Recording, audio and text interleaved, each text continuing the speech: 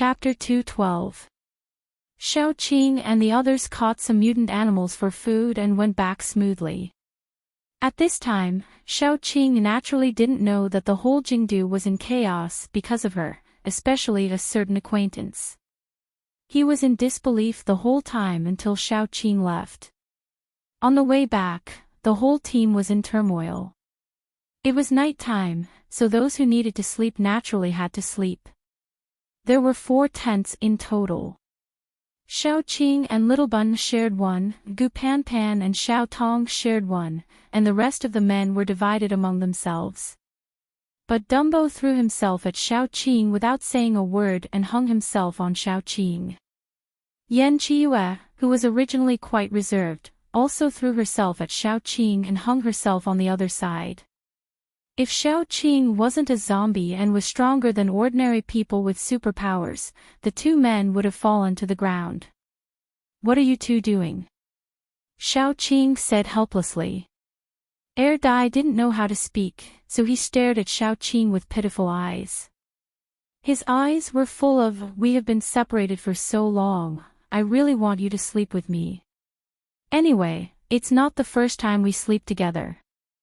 I can also help you look after Little Bun." Xiaoqing wanted to refuse, but she couldn't think of a reason. She turned to look at Yan Qiue. Yan Qiue immediately said tearfully, "Previously, you were considerate of my body and slept with me. You even got up in the middle of the night to find medicine to make soup for me. Now that you have them, you don't want me anymore." "I don't care, I want to sleep with you." Xiaoqing thought for a while, then tore the 2 men from her body and threw them out. Dai and Yan Qiue who were thrown at the door were speechless. Xiaoqing slept until 11:00 in the middle of the night. Xiaoqing's 5 senses were very sharp, so she immediately sensed that someone came in. She didn't even bother to move, because the person had already climbed to the double sleeping bag. This sleeping bag was modified and was dismantled to look like a mattress on the floor. In the past, Dai also liked to sleep together. The 3 of them couldn't sleep together, so they had to dismantle it. As soon as the person came over, Xiaoqing knew that it was Dai without even opening her eyes. Dai was lying in front of the sleeping bag sneakily. He looked at Xiaoqing and her mother for a while, then he sneaked into the bed. When he first came in, he was afraid that he would wake Xiaoqing up and be kicked out, so he slept by the side with his limbs curled up. But soon, he involuntarily turned into an octopus and wrapped himself around Xiaoqing's body. Not long after Dai came in, another person lifted the door curtain and sneaked in. This person was more decisive than Dai, and he crawled into the bed without saying a word. Then, that person was stunned, because there was an Dai lying on Xiaoqing's body. As expected, the one who strikes first gains the upper hand. Yan Qiue gritted his teeth as he thought. Then he wrapped himself around Xiaoqing's other side. The 2 of them looked at each other, and neither of them was willing to show weakness. Lying in the bed, Little Bun was very uncomfortable from being squeezed. He hugged Ye and nudged Yan Qiue with his little butt. Xiaoqing reached out and scooped Little Bun up and put him on her belly. Her action made the 2 men stiffen, and they wanted to shrink into a corner so that they wouldn't be discovered. Xiaoqing put a finger to her lips and whispered, "Shoo. Don't wake the baby up. Otherwise, I'll kick both of you out." When the 2 men heard that, Xiaoqing tacitly agreed that they didn't have to go out tonight. They were instantly happy. They also knew that it was because of Little Bun, so they were very well behaved and quietly shrank back. Little Bun slept very soundly on Xiaoqing's belly. He felt that the icy coldness under his body was very comfortable, and he purposely rubbed a few more times. Chapter 213. The night passed uneventfully. When Xiaoqing woke up the next morning, the men sleeping on both sides of her had become octopuses that wrapped themselves around her body. Xiaoqing wanted to get up, but she had to wait for the 2 men to wake up. She helplessly opened her eyes and counted the crystallic nuclei in the space for a while. When she finished counting the high-level crystallic nuclei, the two men woke up with a steamed bun. The first one to wake up was Dai. When he woke up, Yan Qiue also woke up. Dai was still in a daze, with a strand of hair sticking up on his head, which made Xiaoqing have an urge to rub his head. Yan Qiue, on the other hand, had a different style. He lazily lay on the side and yawned. The corners of his eyes were a little moist, which made him look especially charming. Both of them were the best men, but Xiaoqing acted as if she didn't see them. She carried Little Bun and got up to move her body. If she wasn't a zombie, half of her body would be numb and stiff after one night. As soon as Xiaoqing walked out, the two men immediately followed her. Thus, when Xiaoqing opened the curtain, she attracted countless gazes. Gu Panpan and the others all looked at Xiaoqing and the two men beside her. Especially the one who was in the same tent as Yan Qiue and Dai, their eyes all revealed the same message. I thought he woke up in the middle of the night to pee, but he ended up in Xiaoqing's tent. Shameless. Especially Gu Panpan, who couldn't wait to punch Gu Chuan. Why couldn't her brother learn from these two people and be thick-skinned and pester them?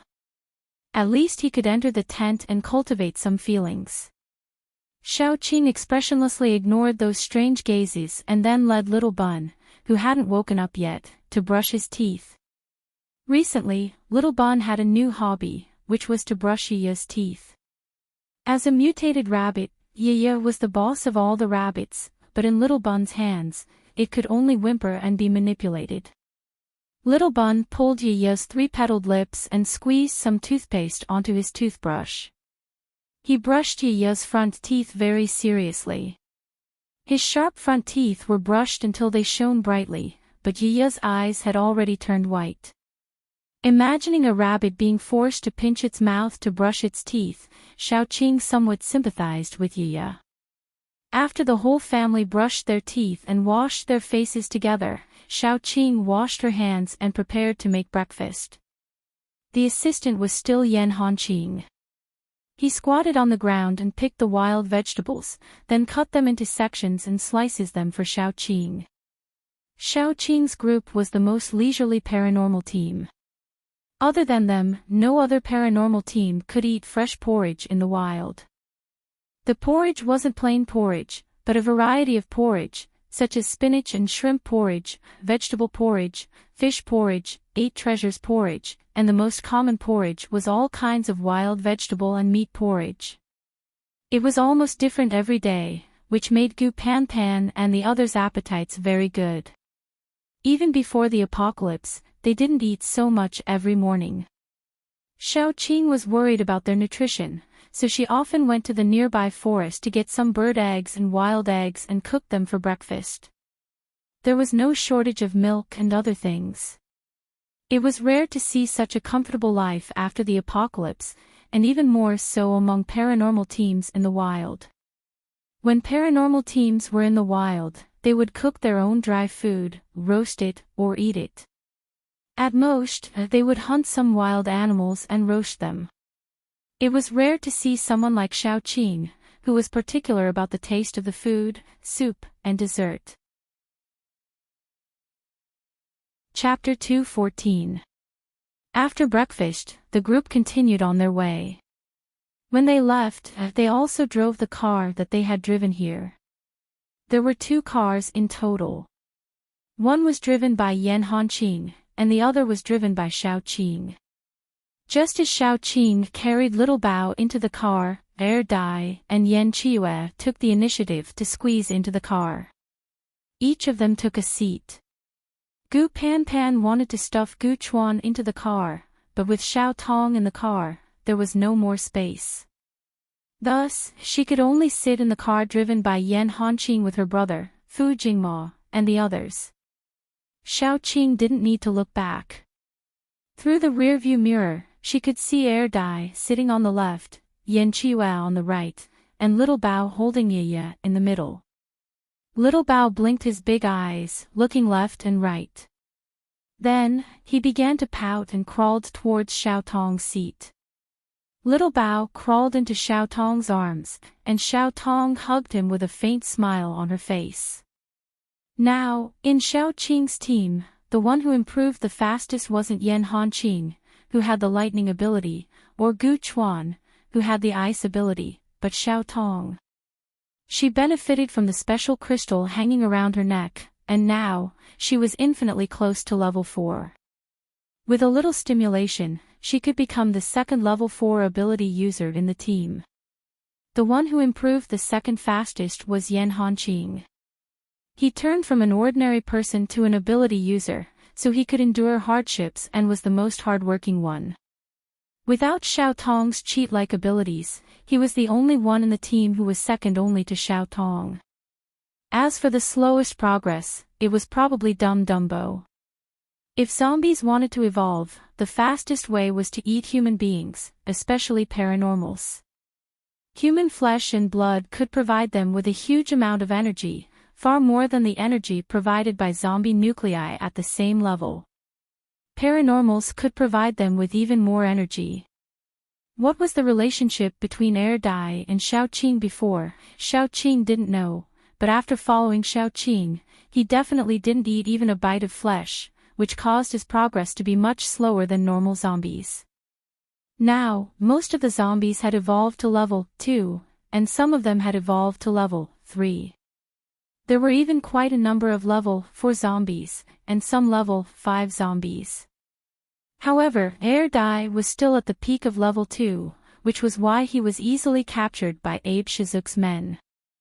Although Air Dai's fighting power was comparable to level 3 zombies because of his special body, he was still far behind other people. So, Air Dai was actually a little depressed. A long time ago, when he first met Xiao Qing, he didn't even have emotions. But now, he had learned those complicated feelings, and even learned to keep the unhappy things in his heart. However, Xiao Qing was very clear about his situation, and she was already thinking of a way. She would never let Air Dai eat humans. If Air Dai ate humans, what was the difference between him and those ordinary zombies? Moreover, things like flesh and blood were addictive. Just like her, she had to drink some of Yan Qiue's blood in a special situation. Now, every time there was a full moon, her thirst for blood would increase infinitely. Xiao Qing didn't want Air Dai to become like that. She hoped to maintain the purity of Air Dai. At least one day, if Air Dai returned to normal and remembered everything, he wouldn't find out that he had eaten his own kind. Xiao Qing was thinking while driving. Human flesh and blood could make zombies evolve. What about mutant animals? Could it also work? Soon, Xiao Qing denied this idea. She had eaten a lot of cooked mutant animals, but she spat them all out. Although she hadn't tried raw meat, the effect wouldn't be different just because it was raw. Chapter 2:15. Or, the blood of mutated animals might be useful. After all, mutated animals contained a lot of energy in their bodies. Normal paranormals like Yan Hanqing often ate mutated animals, which was good for upgrading their superpowers. Xiao Qing thought about a lot of things, but all of this could only be confirmed after an experiment. While she was thinking, she suddenly saw a person lying on the road in front of them. It was a woman, wearing loose pink clothes, covering her belly with one hand. Her hair and clothes were a little dirty. Xiao Qing immediately stopped the car. Before she ran over the woman, Yan Hanqing also stopped the car. It might be a pregnant woman in front of us. Let's go and see. Xiao Qing got out of the car first, followed by Yan Qiue and Air Dai. Xiao Qing hurried over and helped the woman up. Are you okay? Before the last word was finished, the pregnant woman suddenly stretched out her hands toward Xiao Qing. The nails on her hands were more than 10 centimeters long, sharp, and gloomy. Under her disheveled hair was a half-rotten face. How was she a pregnant woman? She was clearly a zombie. Fortunately, Xiaoqing was very vigilant. A pregnant woman lying in the middle of the road was very sudden, so she would definitely be more vigilant. If the woman lying on the ground was not a pregnant woman, she would not even stop the car. Although she would not run over the woman cruelly, she would take a detour and leave directly. As soon as the pregnant zombie made a move, Xiaoqing kicked the zombie's chest, and then turned around and took 2 steps back. The zombie rolled on the ground, and a pillow rolled out of its bulging belly. It probably knew that Xiaoqing was not to be trifled with, so it got up and went into the woods by the roadside. After a few moves, it disappeared. Yan Hanqing and the others who came later hurriedly asked Xiaoqing, "Are you okay?" Xiaoqing shook her head. Her reaction was very fast, so she was not injured at all. The others heaved a sigh of relief, but Xiaoqing's heart was in her mouth. "Everyone, be careful." She was worried about nothing but the evolution speed of zombies. How long had it been? There were already zombies who could make such a delicate ambush. If the person who was ambushed was not Xiaoqing, she would probably die on the spot. After all, almost no one would suspect that a zombie would pretend to be a pregnant woman to deceive people. This zombie was definitely very intelligent. She even learned to put a pillow in her clothes and pretend to be pregnant. The intelligence of the zombies was already very scary. Don't forget that Xiaoqing and the others were still in a relatively remote place.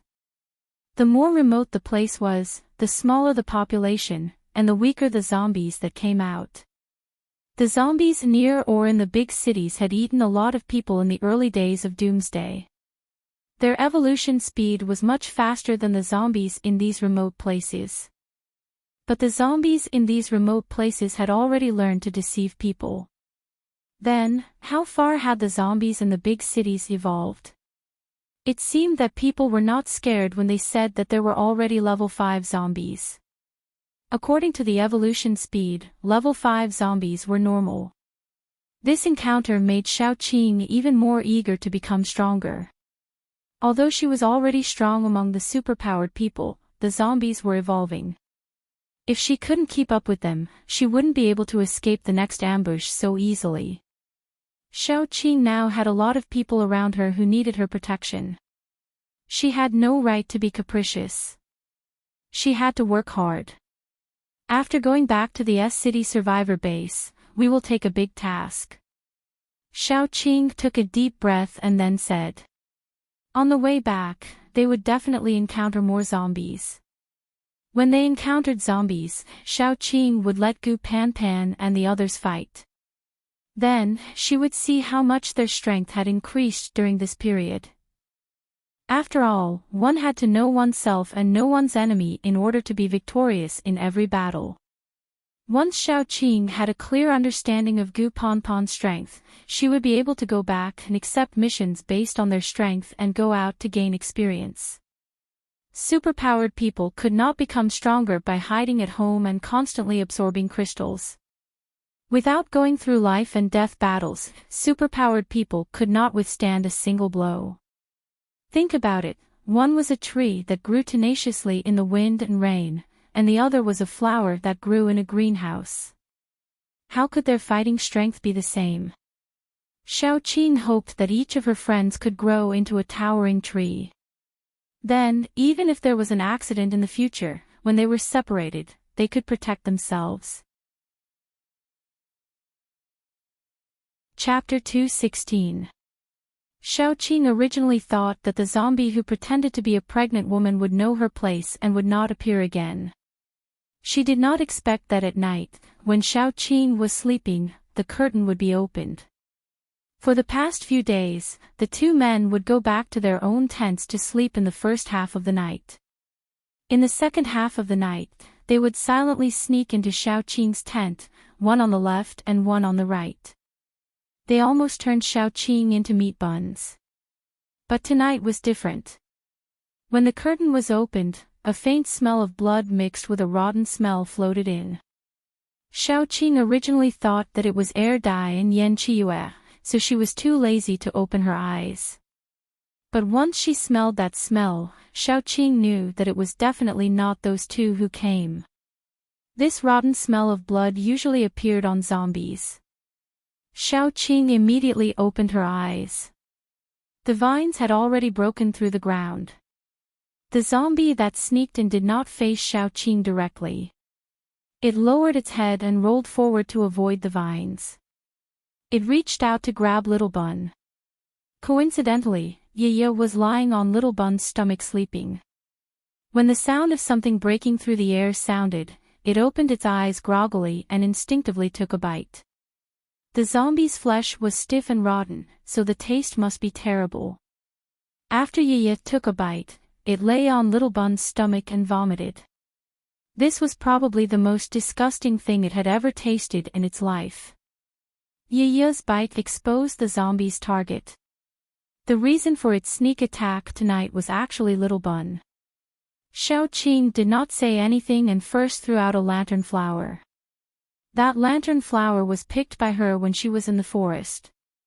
Because its color and shape were unique and it could glow at night, she kept it.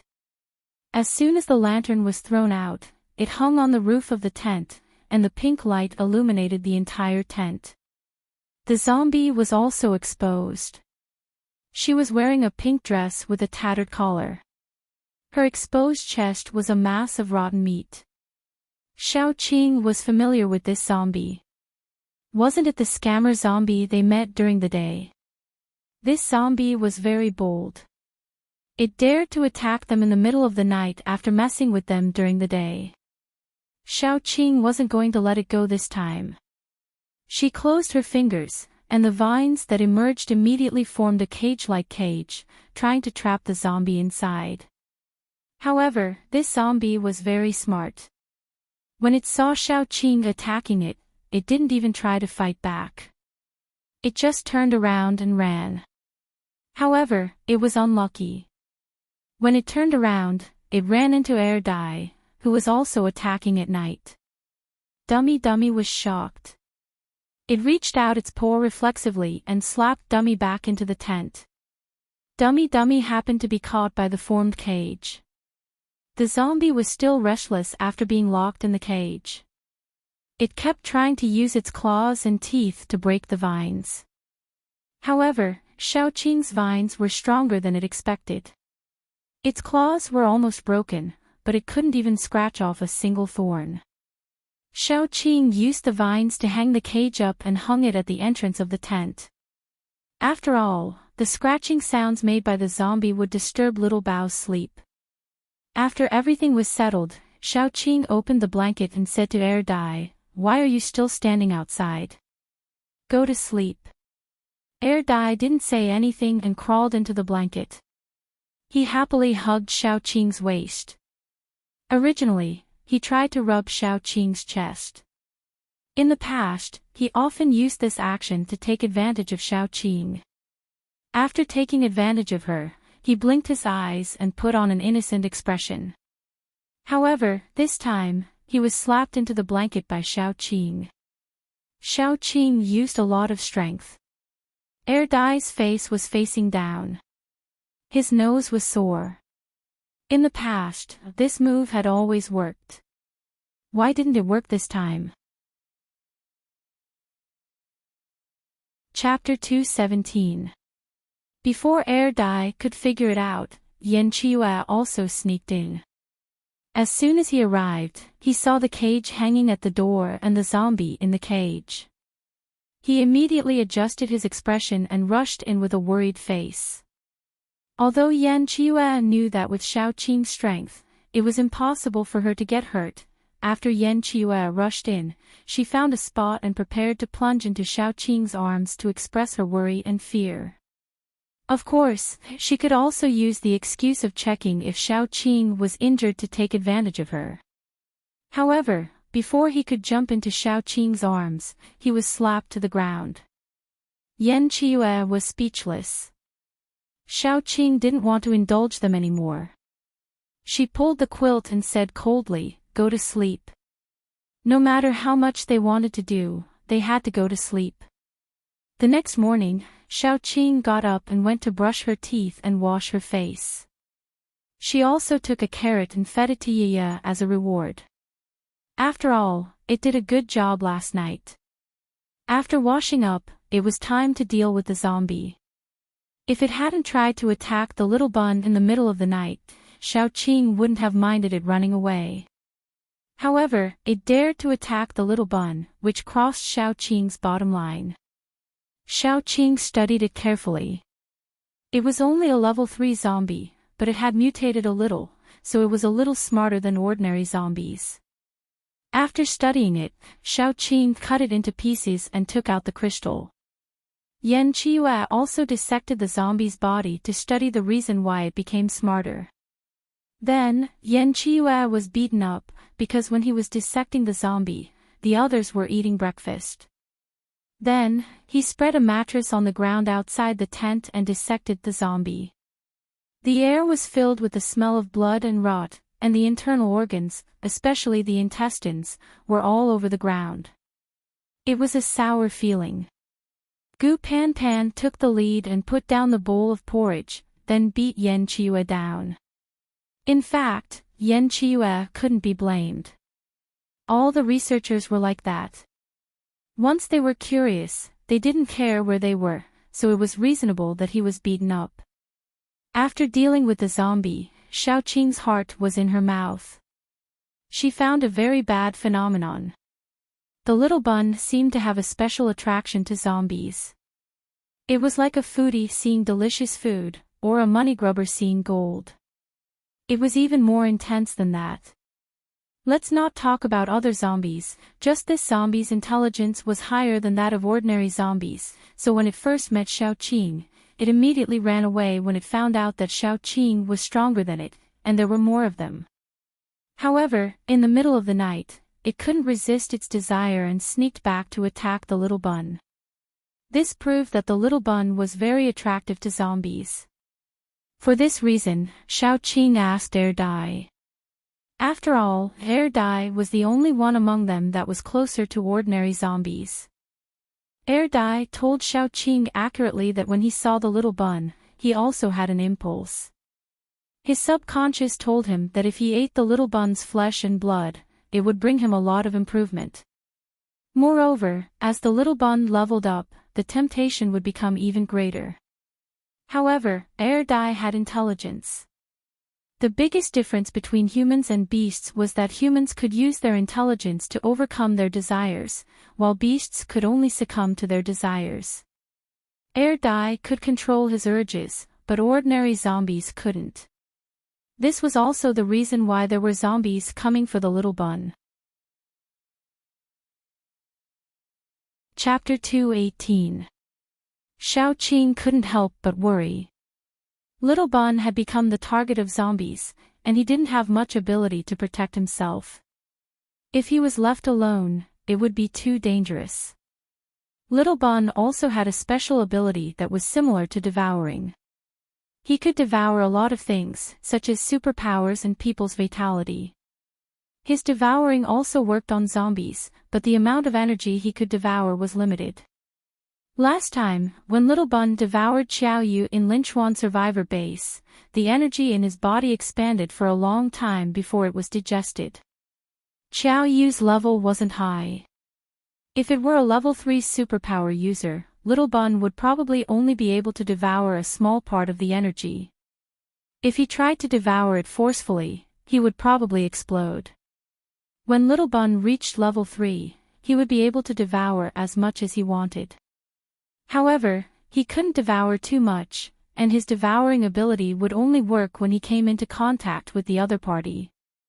This ability was actually quite useful. Most people wouldn't guard against a 4 or 5-year-old child. However, Xiaoqing couldn't bet that those people or zombies who had evil intentions towards Little Bun would show mercy to him. Therefore, how to protect Little Bun became a big problem. Especially zombies. If they caught Little Bun, their first reaction would probably be to eat him directly. Xiaoqing couldn't let her son be too far away from her. Not to mention her line of sight, it was best to keep him within a few meters. Only then would she feel at ease. It was useless to think too much. The best way to deal with it was to deal with it as it came. Xiaoqing thought about a lot of things, but in the end, she could only sigh and look at Yiye in Little Bun's arms. Although Yiye's fighting ability was pitifully low, it could still be of some help if something happened. Xiaoqing made up her mind to train Yiye. On the road this time, Yan Qiue was the one driving. Then, Xiaoqing began to rummage through the stock. After rummaging through the stock, she opened Yiye's mouth and began to feed him. Ah, no, it was feeding him like a rabbit. The things she fed Yiye were all good stuff. Some of them were high-leveled zombie crystal nuclei. Most of them were around level 2. She and her companions had no use for them, but to Yiye, they were already high-leveled crystals. There were also some plants that were beneficial to the evolution of mutated animals, as well as the crystal nuclei in the mutated animals. In short, Yiye was in pain and joy the entire morning. After walking for less than half an hour, Yiye had already risen to pinnacle level 3. Although its pinnacle level 3 was not as strong as those ferocious large beasts because of its race, its attack power was definitely not as strong as those ferocious large beasts. Also, because it was filled with crystals, it was much weaker than the average pinnacle level 3 mutated beasts. Most importantly, Yiye was timid.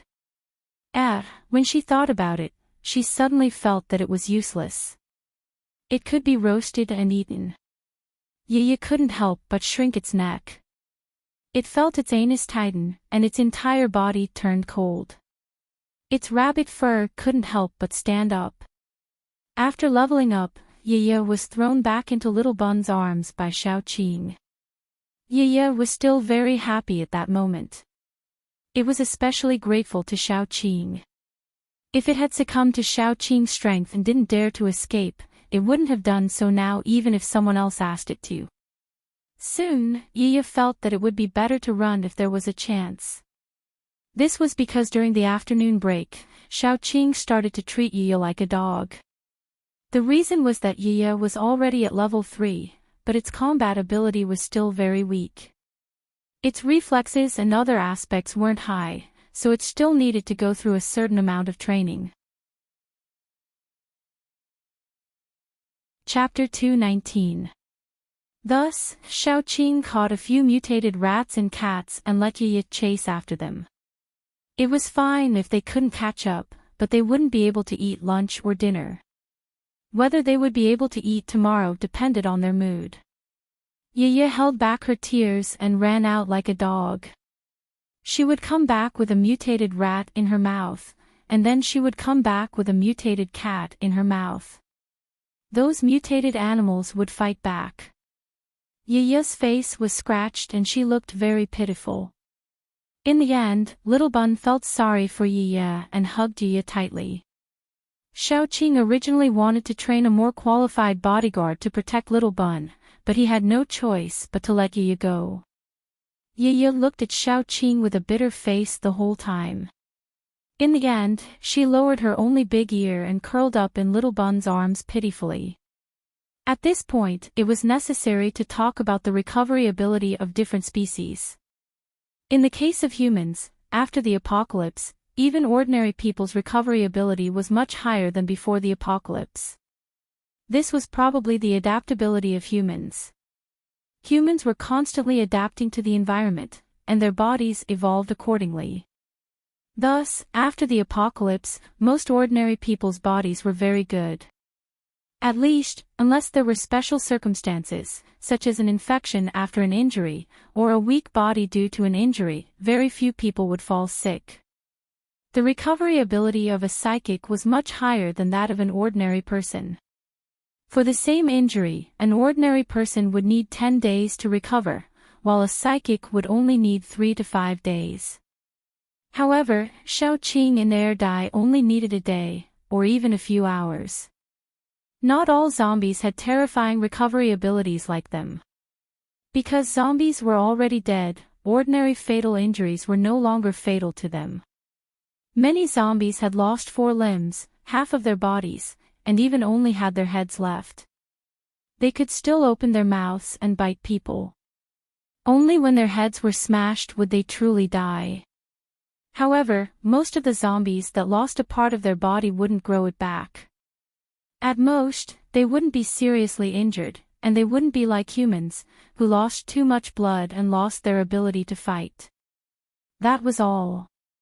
A small portion of zombies had strong recovery abilities. They ate the flesh and blood of their own kind to replenish themselves. For example, there was a zombie that had a hole in its stomach. It ate its own kind and then the hole in its stomach grew back. There were also similar situations. Mutant animals were different from humans and zombies. They would bleed when they were injured, and their flesh did not contain toxins like zombies. They would slowly recover after being injured. Most mutant animals recovered faster than paranormals. Yaya's face was badly scratched, but the next day, it was still alive and kicking. The wounds on its face were almost unrecognizable. Every time this happened, Xiaoqing couldn't help but look at the corner of Erdai's eyes. There was a long scar at the corner of his eyes, from his eyebrows to his cheek. It was almost a finger's length below his eye. According to common sense, Erdai's wound should have healed to the point that there wasn't even a scar left. However, the scar was still there. The scar wasn't ugly, but it made Erdai's handsome face look a bit more ferocious. Even if it was ugly, it didn't matter because Xiaoqing wouldn't mind. However, Erdai minded it very much. He often secretly looked at his own face through the reflection mirror. Every time he saw the scar, he couldn't help but show a disgusted expression. Especially when Yan Qiue was sitting next to him as a comparison.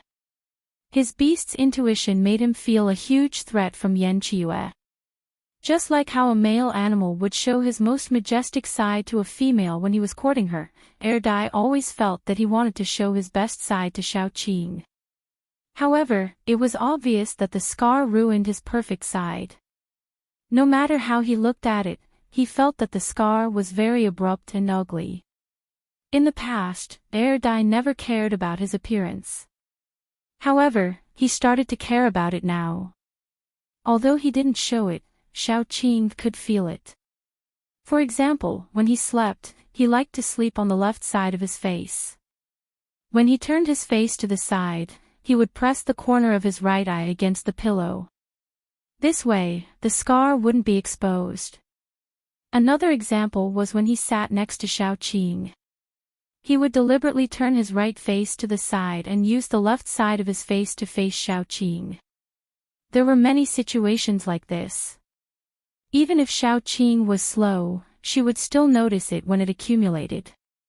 Moreover, Xiaoqing was a very sensitive person. She noticed it early on. She didn't think that Erdai was being pretentious. However, she rarely saw Erdai like this. She felt that it was a little funny. Therefore, she had been secretly observing him. Erdai was obviously very confused. Especially the men around him. They were all very outstanding. If Erdai stood among a group of ordinary men, the small scar wouldn't be a big deal. However, when he stood among a group of outstanding men, the small flaw would be infinitely magnified. Erdai was very sad. Although he was a zombie and had the intelligence of a child, he had the intuition of a beast. He could tell if some people had bad intentions with just a glance. On the other hand, he could tell that some people had feelings for Xiaoqing. At least for now, none of the men around Xiaoqing were easy to deal with. In this kind of situation where he was surrounded by love rivals, Erdai was very anxious. Therefore, the flaw of a scar would be infinitely magnified in his heart. Sometimes when Erdai talked to Yan Qiue or Gu Chuan, Erdai couldn't help but wonder if Xiaoqing was disgusted with him. Xiaoqing thought that his behavior was very cute. After all, Xiaoqing had never seen air dye like this. Therefore, she felt that it was a little strange.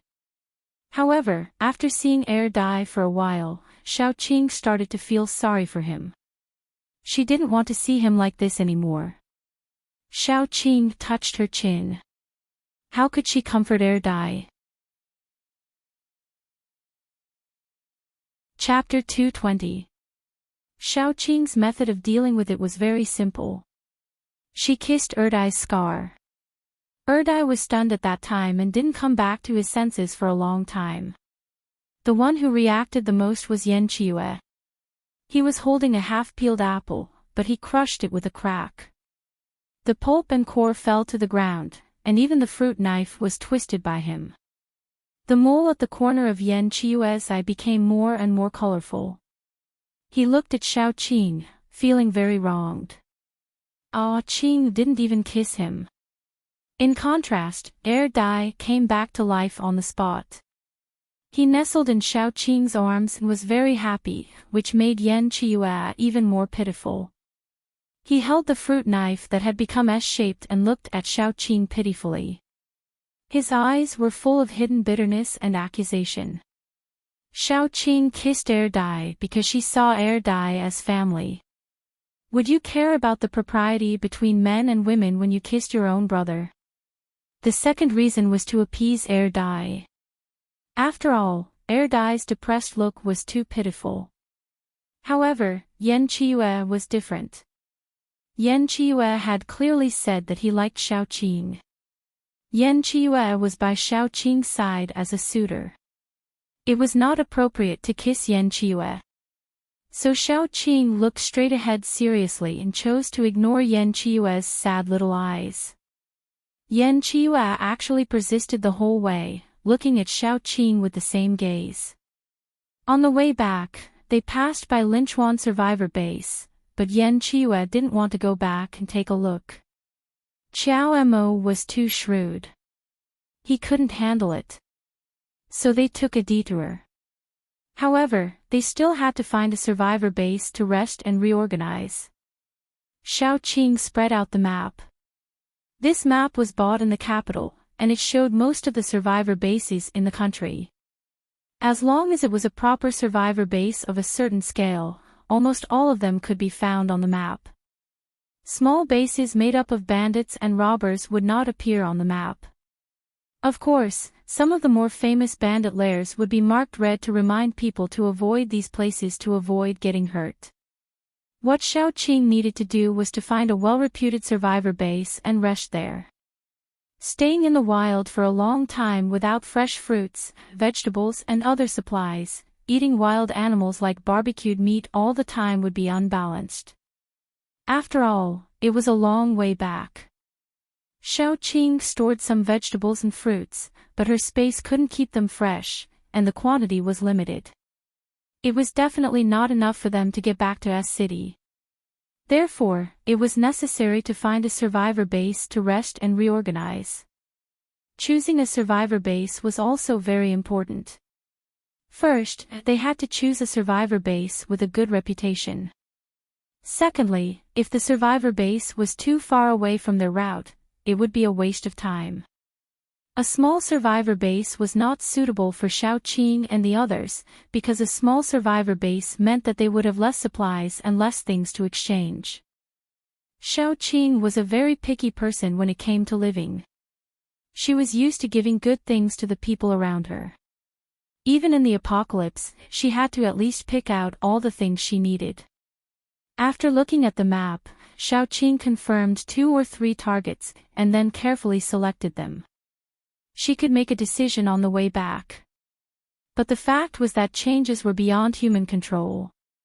Xiaoqing originally decided to go to a medium-sized survivor base.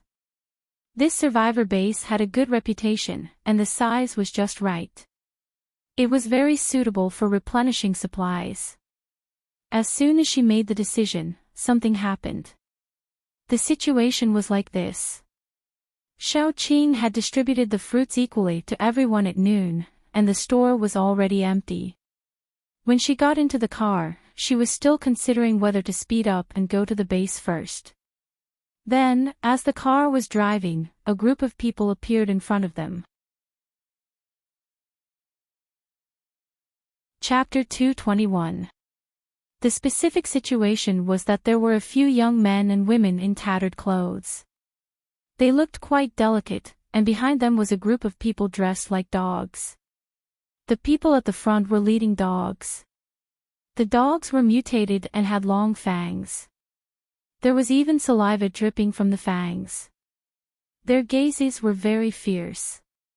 Among the young men and women, there was a young girl who looked to be about 15 or 16 years old.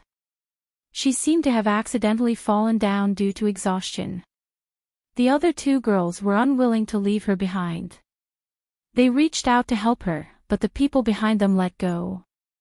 The ferocious-looking dogs pounced on them. Their actions were not an insult to their appearance. They were also very fierce. They bit the leg of one of the girls. The boys were also very loyal. They could have run away, but they turned around and helped the girl drive the dogs away. With this delay, the group of people was surrounded. Originally, Xiao Qing would not care about this kind of thing. He could not even protect himself in the apocalypse. How could he spare the energy to care about other people's business? However, what happened next deeply pierced Xiao Qing's bottom line. The group of people holding the dogs came up and held down the young men and women. They kicked and beat them while cursing, "A group of bitches, run again, run again. Not a single one of you, but you have the guts to refuse a toast only to be forced to drink a forfeit. Run again." The young men and women were probably ordinary people. After resisting for a while, they were beaten up even more severely. The boys immediately protected the girl under them and let the people beat and scold her. If it was just scolding and beating, it would have been fine.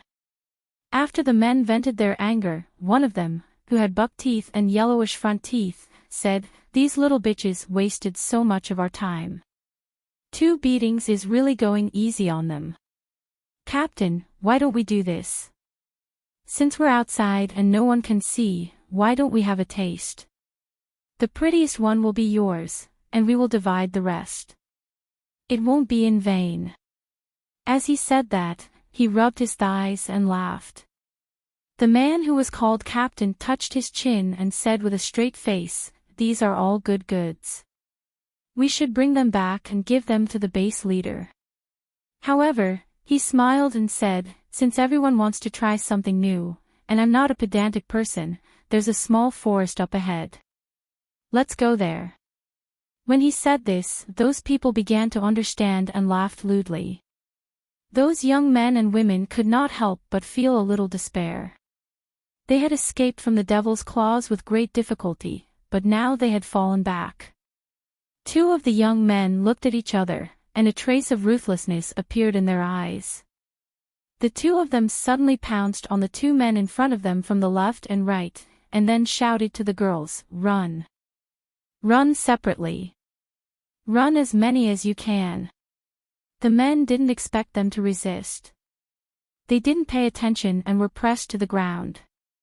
Although the girls were weak, they knew what situation they were in now. They also knew that it wasn't time for them to be pretentious. They immediately ran away. The men flew into a rage out of humiliation.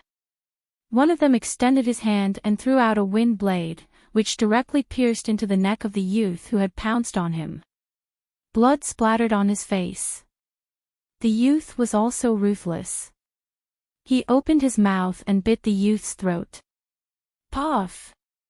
Another stream of blood spurted out. After all, the physique of a paranormal was relatively strong. He couldn't bite off the man's neck, and he couldn't even break the man's throat. He could only break the man's throat, and that was why blood spurted out. After his neck was bitten, the paranormal was completely enraged.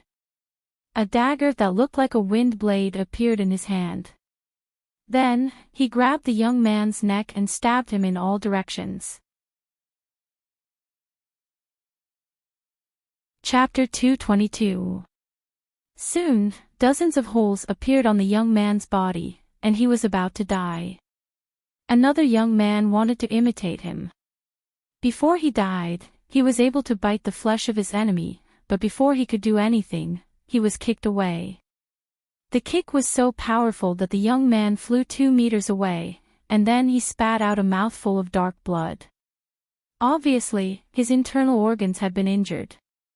How could the girls outrun the dogs? Soon, 2 of the girls were pounced on by the dogs. The dogs were smart enough to know that their owners needed the girls to keep their appearances intact, so they just held them down and didn't bite them. The other girl was luckier. She stumbled to the front of Xiaoqing's car. Seeing that the dogs were about to pounce on her, the girl shouted with a pale face, "Help!" Her voice was so mournful that even Xiaoqing couldn't bear to hear it. She didn't want to meddle in other people's business, but when she heard what happened, there was an unknown fire burning in her heart, burning very fiercely. Xiaoqing just gave a look, and Yan Qiue tacitly took action and directly crushed the mad dog. The scene was a little cruel. The ground was full of blood and flesh, and even the girls' clothes were covered. The girl sat on the ground, gasping for breath. She couldn't help but tear up. After all, she was still an underage girl. Even if she had experienced the apocalypse, her mentality wasn't strong enough to face these things head-on. After pausing for a moment, the girl immediately reacted. She crawled up, grabbed the car door, and begged with tears in her eyes, "Please save my friend, I beg of you." As she said, she seemed to be worried that Xiaoqing wouldn't help, so she knelt beside the car and kept kowtowing. She kowtowed very hard, and in a few moments, her forehead was broken. Xiaoqing was about the same age as her, and her heart couldn't help but soften. She looked at Xiaoqing. Xiaoqing didn't say anything, but just pulled the girl up, and then threw Yi out. "Do you see those 2 dogs?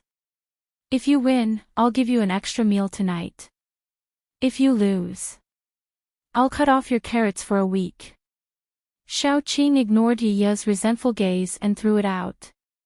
Yi's level was higher than those mutated dogs, but that didn't change the fact that it was a rabbit. Yi moved its lips and prepared to make a fierce expression to scare the 2 dogs. Before it could make a ferocious expression, the 2 dogs looked at it fiercely. "Yi, mommy QAQ, so scary." Xiaoqing leaned against the window and said leisurely, "A week's worth of radishes." Then Yi rushed out without a word. It knew very well that its master's mommy meant what she said. If she wanted to cut off its radishes for a week, she wouldn't cut them off for 6 days and 33 hours. If it couldn't do what Xiaoqing said, it would probably really be cut off from its food. Yi's only obsession in this life was its radishes. Whoever wanted to snatch its radishes was asking for its life. Hence, Yi bared its rabbit teeth and rushed forward like a rabid dog. Oh, it was a rabid rabbit, and it jumped onto the back of one of the dogs. After it jumped onto the dog, Yi started to scratch and scratch. It even bit the dog's ear and refused to let go. Just looking at its expression, it was exceptionally fierce. The dog was stunned, probably because it had never seen such a fierce rabbit in its life. It was stunned for a moment, then it let go of the girl and started to roll on the ground. The dog and the rabbit were fighting like hooligans, rolling on the ground. No matter what, Yi was still a level 3 mutated animal. Compared to this level 1 mutated dog, its level was much higher. Even if Yi's attack power was low, it could still crush this dog just by looking at its energy. Chapter 223. However, Yi didn't know how to use it. It was only when it became ferocious that it bit off the dog's throat. After the ferocious Yi bit one dog to death, it turned around and pounced on the other dog. This time, it was much more experienced. It went up and scratched the dog's eyes. Its sharp claws directly poked the dog's eyes blind. In the end, both dogs were killed by the rabbit. The ability users who came 2 steps later looked at Yiya and were stunned. One of them subconsciously said, "Yiya, this rabbit has rabies, right?" They had never seen such a ferocious rabbit that could bite 2 dogs to death in one go. Looking at that wild single ear, then looking at those red eyes, and a pair of front teeth, it glared at them with a particularly ferocious expression. It was as if it would pounce on them and bite them as soon as someone gave the order. Xiaoqing was very satisfied. If it couldn't even handle 2 level 1 mutated dogs, then needless to say, it would be better to roast it and eat it. Fortunately, Yiya's performance was not bad. She stuck her head out and shouted, "Yiya, come back." Yiya immediately ran back and burrowed its head into Little Bun's arms. Then, Xiaoqing grabbed its only ear and lifted it up. It had just bitten a dog, so how could it burrow into Little Bun's arms? No matter what, it had to brush its teeth first. Yiya was a little dumbfounded. Then, Little Bun took it over to brush its teeth. Recently, Little Bun had been very fond of brushing Yiya's teeth. Every time it brushed its 2 big teeth, it would be especially bright. This time was no exception. Just as Little Bun was brushing Yiya's teeth, those people walked over. After they recovered from their shock, only anger was left. The buck-toothed man said angrily, "What are you doing? What are you doing? You didn't take good care of your rabbit and let it out to bite people. He bit our dogs to death. Are you deliberately provoking us?" Xiaoqing stroked Yiya's rabbit ear and said lazily, "Which eye of yours saw our rabbit go out to bite people? You can eat whatever you want, but you can't say whatever you want." Something seems to be wrong. Buckteeth was furious. It had always been them acting shamelessly in front of others, and this was the first time they had met someone who dared to act shamelessly in front of them. Buckteeth was so angry that he laughed.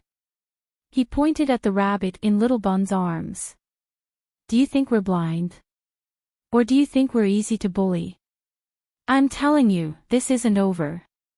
The captain glanced at the young man protected by Xiao Tong, reached out to stop Buckteeth, and said, "Do you know what kind of people die the fastest?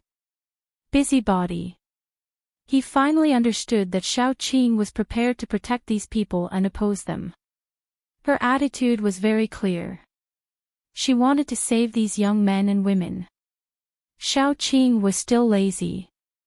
She tilted her head slightly and said with a smile, "There's another kind of people who die faster, and that's people with cheap mouths. There's a saying that trouble comes from the mouth, do you know? You motherfucker." Buckteeth was halfway through his swearing when a bright red handprint appeared on his face. He was hit and spun in a circle, but no one saw how Xiaoqing did it. "Even though I don't know who my mother is, the last thing I want to hear is someone scold me." Xiaoqing pushed open the car door, flipped her hair, and stood next to the girl. "If you have the ability, you can say that again. I said, fuck you." Before he could say the last word, another red handprint appeared on the other side of Buckteeth's face, so he spun in a counterclockwise circle. If the first slap could be said to be because they were caught off guard, then they were unable to see it clearly. However, this time around, no one was able to clearly see how Xiaoqing did it. Buckteeth's face was swollen in an instant, and his head buzzed like a swarm of bees. The captain's face immediately turned ugly. He said with a gloomy face, "Your Excellency is not giving face to our survival base. First, face isn't given by others, it's earned by oneself. Second, what's Shulin? I've never heard of it. Why should I give you face?" Xiaoqing said with a chuckle. Her gaze was very cold. It was the kind of bone-chilling coldness.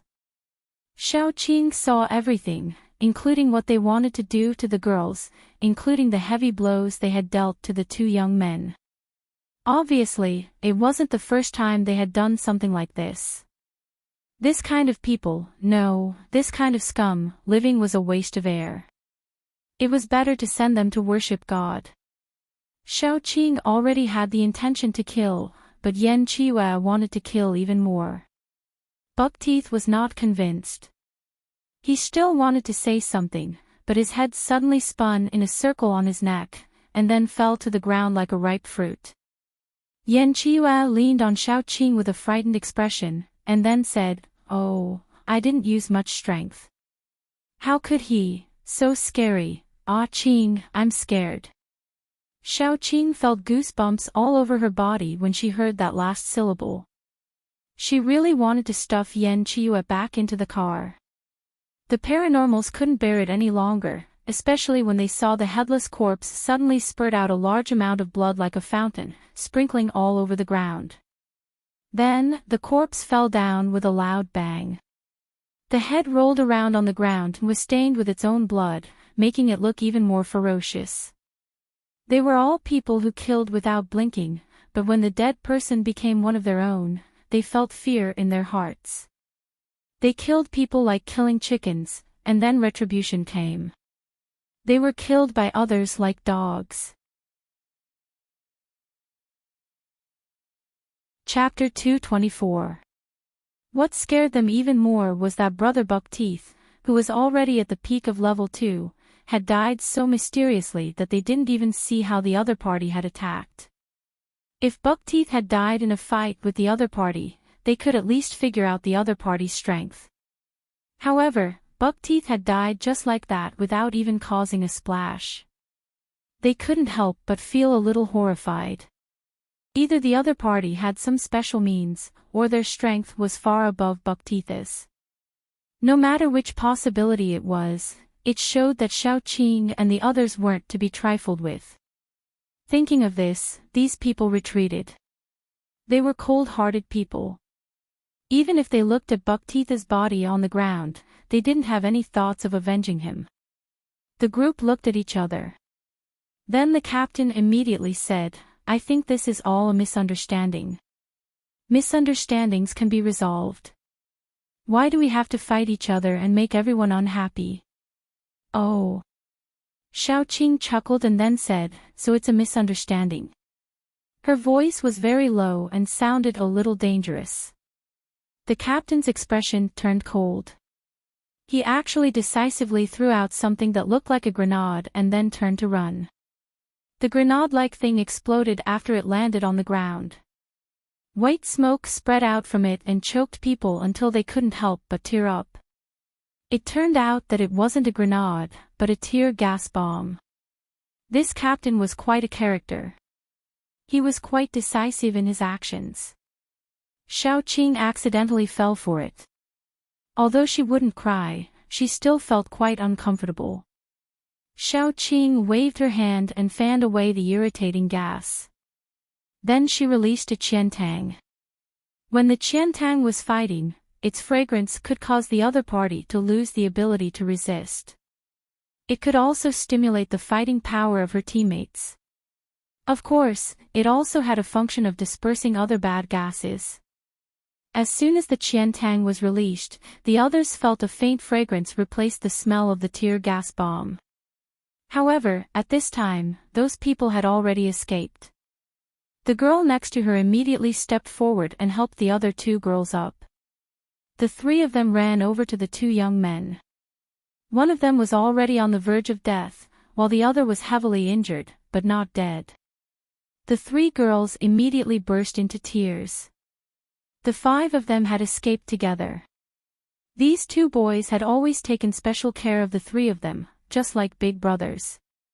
Now, in order to let them escape, these two competent older brothers had actually, Xiao Qing walked over. She only needed a glance to see that the young man with bloody holes all over his body was beyond saving. His injuries were too severe. Even if Hua Tuo was still alive, he would not be able to save his life. On the other hand, although the other young man's internal organs were injured, he only needed to rest for a while to recover. The young man himself also knew that he was just experiencing terminal lucidity. He tightly grasped the hand of one of the girls and gasped for breath. "Ah, Chi, in the future, find a reliable man to marry." "I'll be relieved, the girl named Achi burst into tears. Her tears flowed all over the ground. She lowered her voice and said, "Little Liang, I won't marry. I won't marry. I'll be a widow for you for the rest of my life." The man's eyes were very gentle, but they were getting dimmer and dimmer. He had no time. With such a serious injury, he could only drag it on until now because of his obsession. Now that he saw that Achi was out of danger, he breathed a sigh of relief and his vitality gradually faded away. If you meet a boy who is willing to give up everything for you, marry him. Chapter 225. The man didn't close his eyes until he died. He looked at Achi longingly, full of reluctance and nostalgia, which made people feel sad. Achi threw herself on his body. Her cries were heart-wrenching. Xiaoqing didn't know how to comfort her, so she took out some medicine to treat the other boy. Yan Chiyue took out a cup from the car and poured water for the boy. The others also helped. The girl cried for a long time, and her eyes were swollen, but the man was dead. No matter how much she cried, it couldn't change the fact. The girl named Achi was quite strong. She solemnly thanked Xiaoqing, borrowed a shovel, and dug a deep hole on the side of the road to bury the man. In fact, she wanted to take him back to their hometown and bury him in the most familiar place. But in this era, she couldn't even protect herself. The only thing she could do was to bury him. At least the body wouldn't be destroyed by zombies or beasts. Xiaoqing watched the girl build a small grave with soil little by little, and his heart was full of mixed feelings. After burying the men, Xiaoqing got the complete story from them. The girl's name was Achi. The 5 of them had been captured by hunters and brought to the survival base in the vertical forest. Then, they would be sold as goods to superpowered people or people with money and power. They would become playthings. There were 2 kinds of hunters. One was the zombie hunters. They hunted high-level zombies and then sold their nuclei. They didn't join paranormals or mercenary groups. They were a maverick profession. The other type of hunter, on the other hand, hunted ordinary people. This type of hunter was like a human trafficker. They would go around capturing ordinary people with delicate looks and then sell them as playthings for others. Achi and the others were refugees. They didn't have any foundation or support, so they were targeted.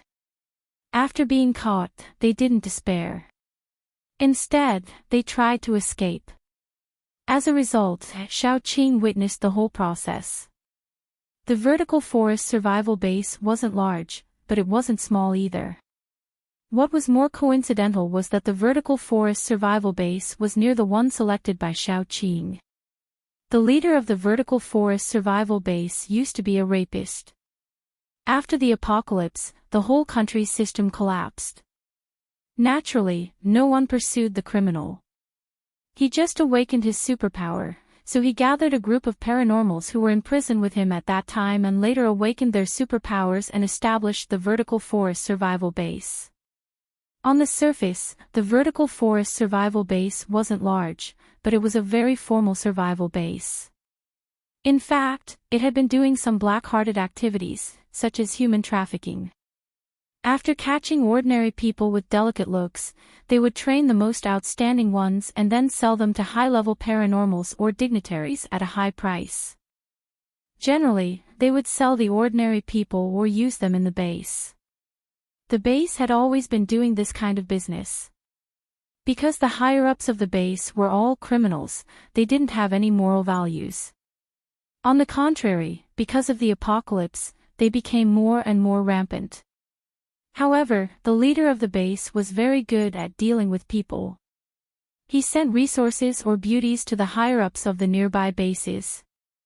No matter when, the fact that people were soft-spoken and soft-spoken would never change. Therefore, the vertical forest survival base was still safe and sound. Therefore, a lot of people were victims. Not only girls, but boys who were more outstanding would also end up in the same situation. After all, there were always some people who liked to try new things. There were also some people who were interested in boys. There were also some female paranormals who had such needs. Chapter 226. Gu Pan Pan and the others gritted their teeth. They did not expect that in the apocalypse, there were still survivor bases that openly sold human beings. How many poor people were victims? We should have killed them directly. That would have relieved my hatred. Gu Pan Pan pouted and said, I was careless and let them escape. What a pity. Then we will go to the forest. Xiao Qing said decisively. Anyway, they had to choose a survivor base and then stop to rest. They could go to the vertical forest to see the situation. Anyway, the few places Xiao Qing had chosen were all near the vertical forest.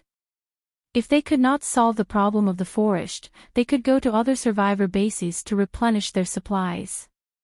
After making the decision, Xiao Qing said to the girls, from here to the north, there are a few survivor bases with good reputations. Your companions are injured, so you can go there to settle down. Her meaning was very clear. Although she saved these people, she didn't intend to bring them along with her.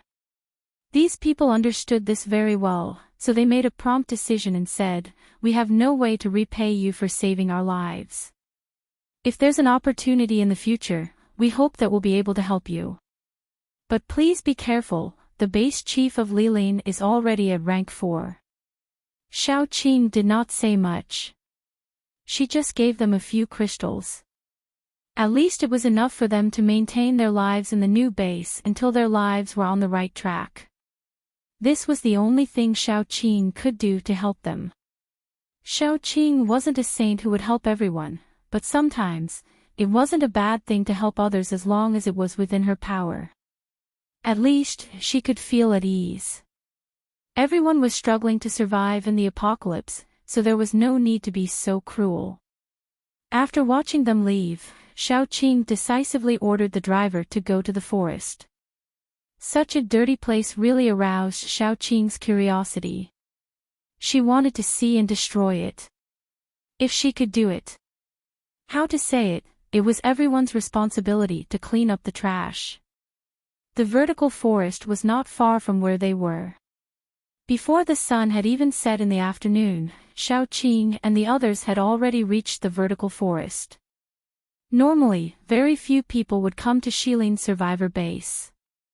Firstly, it was located in a remote area. Secondly, the local survivors knew a thing or two about this base. Naturally, they wouldn't go to the thieves' den. In contrast, the inspection in the forest was relatively simple. As long as they could prove that they were paranormals, they did not need to check their bodies and could directly enter the base. Except for Fu Jingma, they were all paranormals, so Fu Jingma only needed to observe for a night. The others could directly enter the base. Fu Jingma stayed to observe. After the others entered the base, they rented an empty house. The atmosphere in the forest base was very strange. For example, at night, there was no one in the base could be said to be in the forest.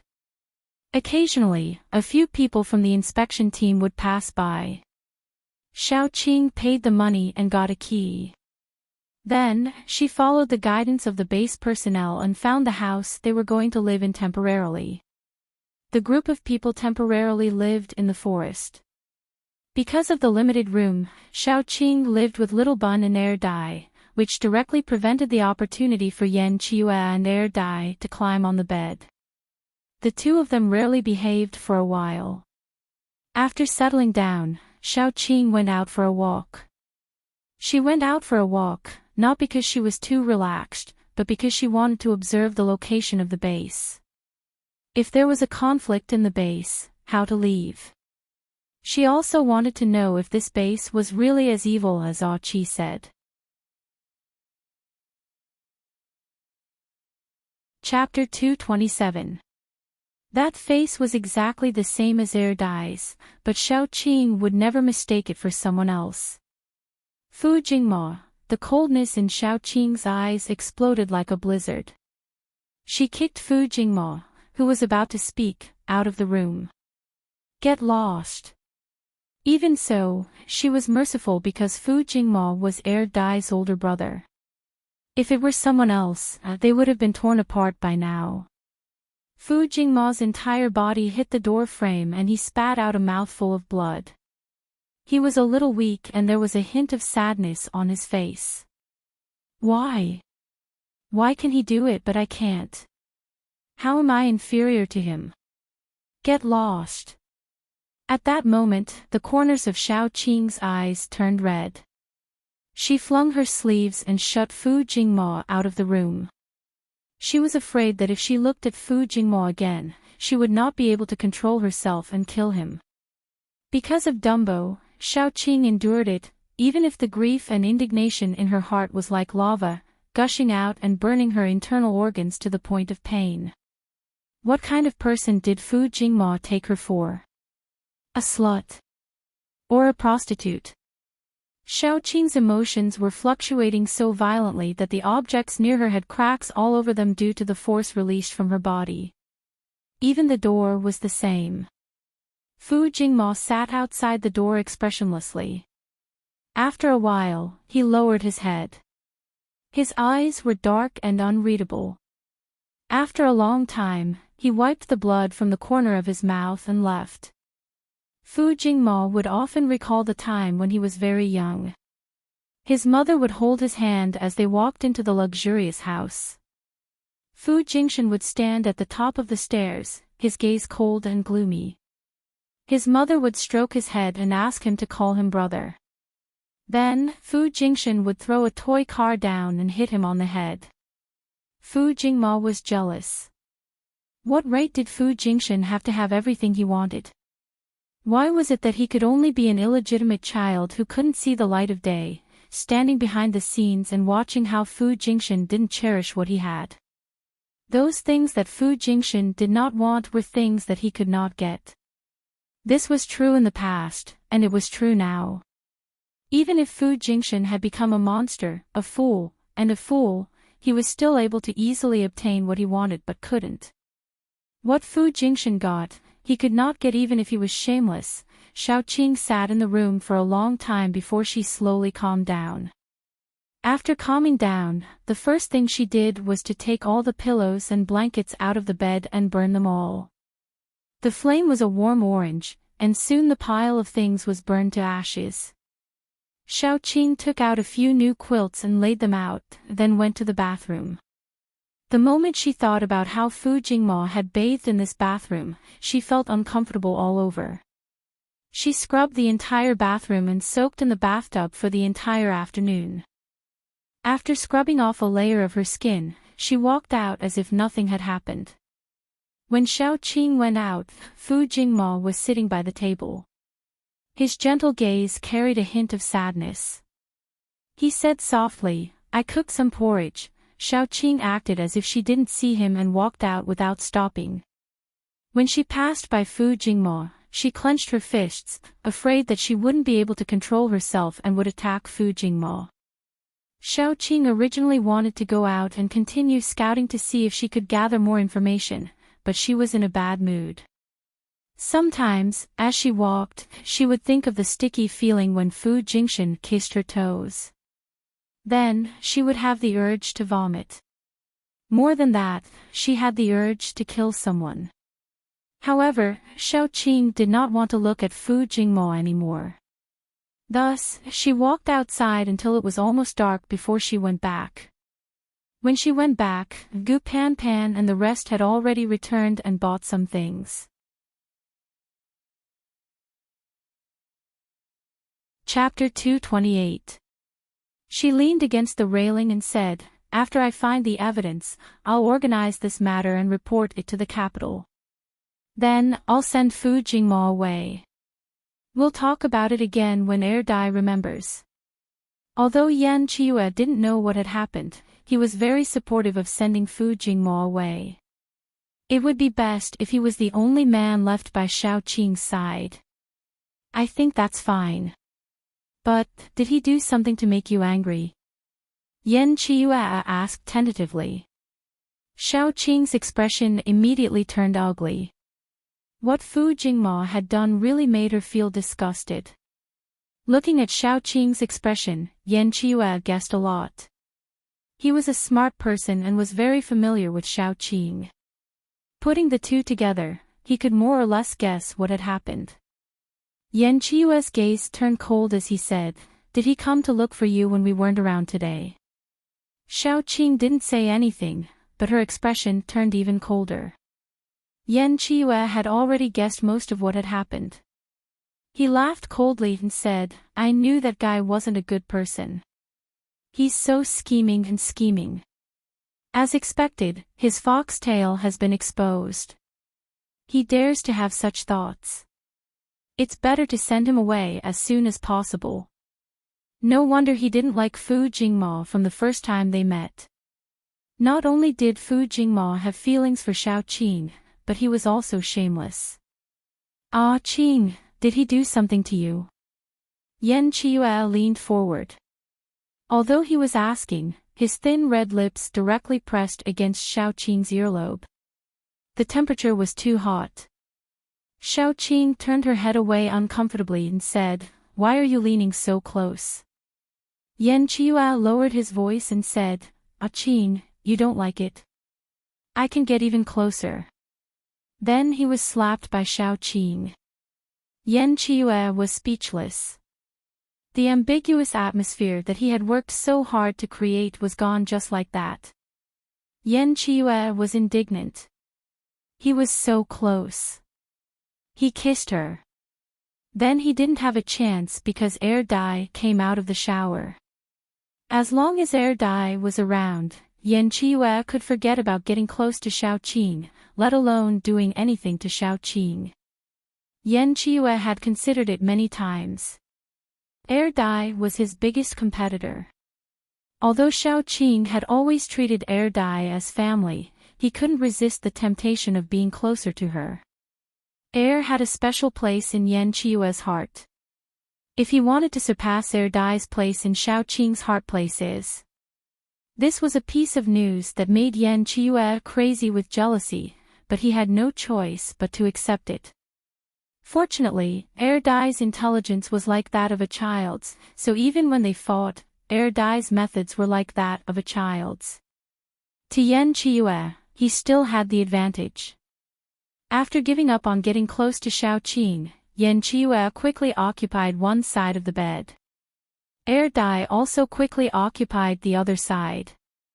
When Xiao Qing came back from the balcony, she saw two good-looking men lying on the bed, one on the left and one on the right, looking at her lovingly. So corrupt, it felt like an ancient king sleeping with his concubine, and it was a threesome. Xiao Qing silently complained about herself. Then she crawled under the blanket.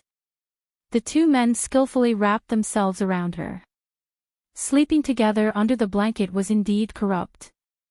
Before falling asleep, Xiao Qing kept thinking about how she had no dignity. She couldn't help but soften after being wrapped around by two pieces of sticky candy. She should have thrown them out. Otherwise, how could she? Air Dai was still young and liked to crawl under her blanket. However, Yan Qiue was shameless and thick-skinned. She definitely couldn't tolerate him. The next night, when the two of them crawled under her blanket, Xiao Qing's heart softened again. She silently said to herself that she would tolerate them one more time. Chapter 229. Although it was like this every day. On the third day of entering the base, trouble finally came to the door. Xiao Qing had been wandering outside, collecting information and looking for evidence. The few paranormals who had run away from her were all recovering from their injuries. One of them went out to buy things and happened to see Xiao Qing. As soon as he saw Xiao Qing, he was scared and immediately reported it to his captain. The captain thought about it and felt something was wrong. Xiaoqing clearly had a grudge with them, and knew that they came from the base. Why would she walk into a trap? Anyone with a little brain wouldn't do that, right? So the captain thought of a conspiracy. The more he thought about it, the more flustered he became. It was probably a guilty conscience. After he panicked, he reported it to his boss, the base chief, Han Lilin. After Han Lilin heard it, he also felt something was wrong. According to the captain, Xiaoqing should be a very smart person. Why would she walk into a trap? Unless she had a trump card to ensure that she could safely leave under the siege of the entire base, as long as she had a little brain, she wouldn't walk into the home of her enemy. Han Lilin asked his subordinates again, and the conclusion he got was that Xiaoqing had been wandering around recently. Although she seemed to be aimless, she had been approaching the place where they kept the slaves. Clearly, she had an ulterior motive. Han Lilin felt that Xiaoqing definitely had a trump card, so he couldn't go head-on with her. After thinking about it again and again, he called his subordinates to change the prey they caught to a safe place to lock them up. This was the opportunity that Xiaoqing had been waiting for. Her boldness had not been in vain. She had managed to scare a big guy out of the crowd. The number of boys and girls who were caught by Han Lilin's subordinates was really too many. When he moved them, he made a lot of noise. If Xiaoqing didn't notice it, it would be strange. This time, she didn't go out openly, but secretly rushed over to collect some evidence. The prey was driven out of one prison after another and transported out of the base. There should be another secret base outside the forest base. Xiaoqing secretly observed. Most of the youths and girls had suffered a certain amount of hardship. Some of them were emaciated, some wore ragged clothes, and some had a faint smell of blood on them. Obviously, they had been injured. Most of them were not allowed to eat until they were full. This way, they would not have enough strength, and the possibility of escaping would be smaller. Most of the young boys and girls here were young, and there were also some slightly older women mixed in. However, most of them were in their 20s. What made Xiaoqing even angrier was that some of them were clearly children. The youngest one looked to be around 11 or 12 years old. There were also some who were around 14 or 15 years old. The oldest was no more than 16 years old. These people were also crazy. They didn't even let children go. Xiaoqing quietly followed them. She saw that they sent the people to another secret base. This base was hidden in the mountains. It was probably one of Han Lilin's 3 burrows. Xiaoqing waited at the door for a long time. After a while, those guards came out one after another. They even carried out a few gunny sacks. In the past, Xiaoqing had seen that every afternoon, there would be guards carrying out a few gunny sacks. It was only today that Xiaoqing knew what was inside. It was all corpses. Because when one of the guards was carrying the gunny sack, he accidentally let go of his hand. From the gunny sack, a snow-white arm with bruises and a face fixed on pain and despair was revealed. It looked to be a 17 or 18-year-old little girl. The parts that were revealed were all injuries. At that moment, Xiaoqing almost couldn't resist the urge to attack. How evil and inhumane was this to do such a thing? Xiaoqing followed the guards all the way to a forest. There was a big pit in the forest, and flies were flying around the pit. The guards came to the side of the pit, opened the sack, and threw out the corpses inside. Then, they couldn't stand the strong stench, covered their noses, and ran away. After they all left, Xiaoqing walked over. The pit was full of corpses. Some of them had already rotted to the point where only the bones were left. Some of them were still fresh.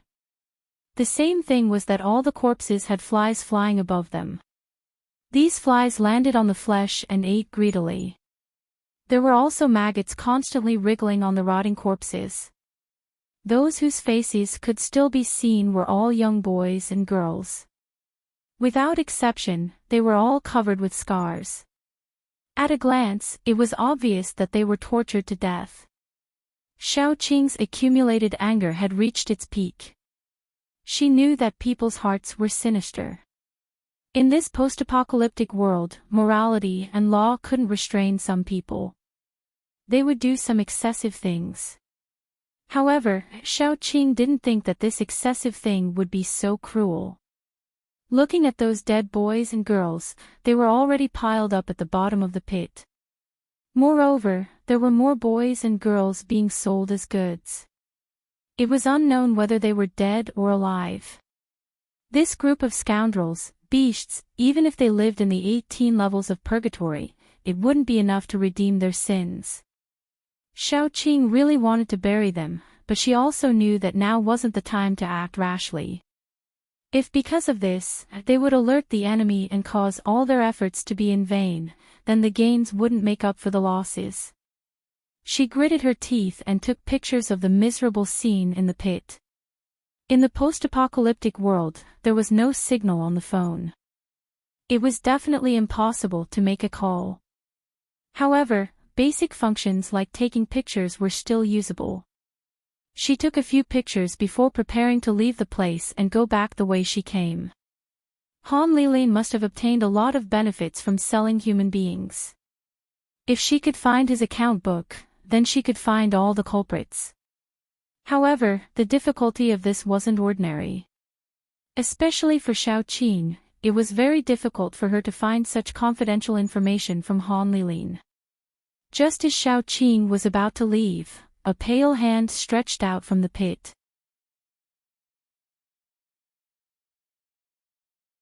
Chapter 230. If an ordinary person saw this scene, they would probably be scared out of their wits. However, Xiaoqing was very calm. She stopped and turned around to see a pale and bloodless hand grabbing the edge of the crater.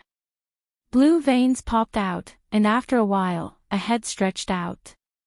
It was a young boy, at most 17 or 18 years old. His forehead and the tip of his nose were covered in fine beads of sweat, mixed with mud and blood. He was in a very sorry state. His upper body was hanging out of the pit, gasping for breath. He wanted to save some strength and climb out. But in front of him, a pair of white sneakers appeared. The boy was shocked. He risked his life to escape from hell. Was he going to enter the wolf's den again? The boy looked up and saw Xiaoqing's cold eyes. He was relieved. At least he didn't see Xiaoqing in the forest base. "Miss, can you do me a favor and send me to the Kyoto survivor base?" The boy said embarrassedly. I can't give you a good reward, you escaped from the vertical forest. I'll ask you a few questions. If you answer honestly, I'll send you to the Kyoto survivor base. Xiaoqing didn't care about the boy's dirty body. She pulled him out of the pit. This place was too dangerous for communication. Xiaoqing took the boy deep into the forest where they wouldn't be easily found. Then she put the boy on the ground. "How much do you know about the dirty trade in the forest base?" The boy hesitated for a moment. Finally, he gritted his teeth and said to Xiaoqing, "I came from the south. I have relatives in the Kyoto survivor base. I was going to seek shelter with them, but I was caught by the hunters in the forest on my way here. I don't know much about the others. There were about 50 victims who were locked up with me. They were all in their teens or 20s. Not long ago, 20 girls were taken away. I don't know if they are alive or dead. This time, I plan to escape for a long time.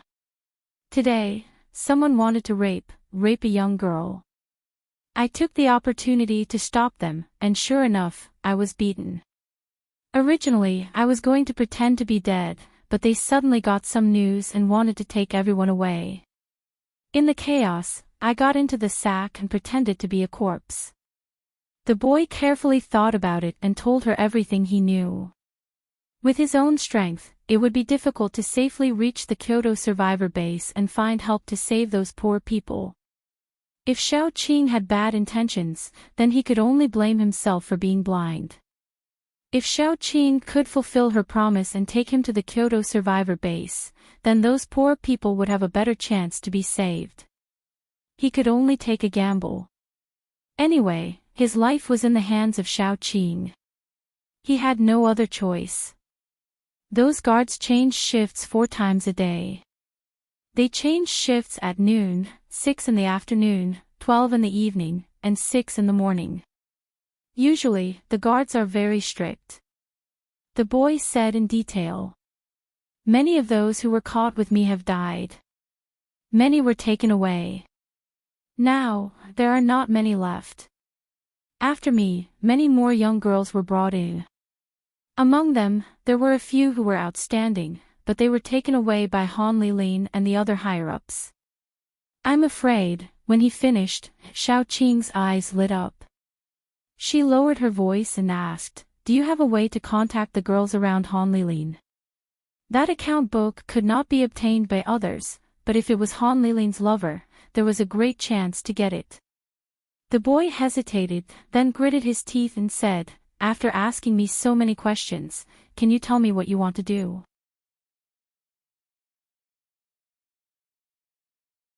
Chapter 231.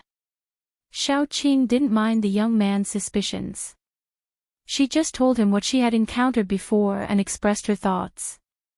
Finally, she said, "If we get the account book, the evidence will be more sufficient. Moreover, we can also catch those who have dealings with Han Lilin in one fell swoop. So if you have a way to contact them, please be sure to tell me." The teenager thought for a long time, and then said, "I can contact one of them. Her name is Xie Chanyan. We were caught together, and we have a good relationship. With her personality, I'm sure she'll be willing to help us." Xiao Qing nodded, and then said, "It's not convenient for you to appear in the base openly. Tell me how to contact her, and then give me evidence that she can believe. I'll send someone to send you to the capital. We'll work together." The teenager told Xiao Qing how to contact Xie Chanyan. After the discussion, Xiao Qing took out a new set of clothes for the teenager to change into, and then she went back to find Yan Hanqing and Gu Chuan. Yan Hanqing was a very reliable person, and Gu Chuan, although indifferent and quiet, was also very reliable. Xiao Qing told the two of them about the situation, and then entrusted the teenager to them. From here to the capital, it was a few days' journey. Yan Hanqing and Gu Chuan cooperated. As long as there were no accidents, it would be easy to send the teenager back. After Yan Hanqing and Gu Chuan left, the first thing Xiao Qing did was to contact Xie Chanyan. Although Xie Chanyan was caught, she was very beautiful. Han Lilin loved her very much, so he gave her a certain amount of freedom, allowing her to walk around the base when she was free. Of course, she was only allowed to walk around when there was someone watching her. However, Han Lilin didn't let her come in contact with the teenager. The only thing she could do was to ask someone to send the teenager some medicine. On this day, after Xie Chanyan had dinner, she prepared to take a walk outside. Not far behind her, there were 2 bodyguards, who were actually monitoring her. Xie Chanyan was very upset. No matter who it was, being held captive would not be in a good mood. The reason why she often walked around this area was because there was a field of flowers planted here. Although they were all small flowers with single petals, when they were connected together, they were also very beautiful. It could always relieve her agitated mood. She walked around the flowers and sat on a bench in the middle of the sea of flowers.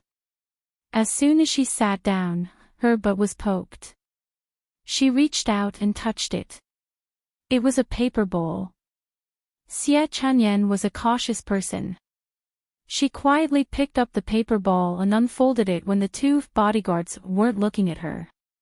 After reading the words on it, Xie Chanyan walked to the toilet. When the 2 bodyguards were about to follow her, they heard Xie Chunyan say, "Do you want to follow me to the toilet?" Her eyebrows were charming, but at this moment, there was a little fierceness in them. The two bodyguards shrank their heads. Although they wanted to say something, they did not dare to offend Xie Chunyan. After all, pillow talk was very scary. Besides, Xie Chunyan was an ordinary person without superpowers. She was also a delicate girl. Where could she go? Xie Chunyan went to the toilet alone and then saw Xiaoqing, who had been waiting for a long time. Although this place was dirty, it was the only place where the two of them could meet without being suspected. Xie Chunyan looked at Xiaoqing vigilantly. "Who are you? Why did you call me here in such a way? What do you want to do?" "I'm Qingguanyan's friend." Qingguanyan was the teenager who was sent to the capital. Xiaoqing's eyebrows softened, and then she said, "I have something to ask you for help."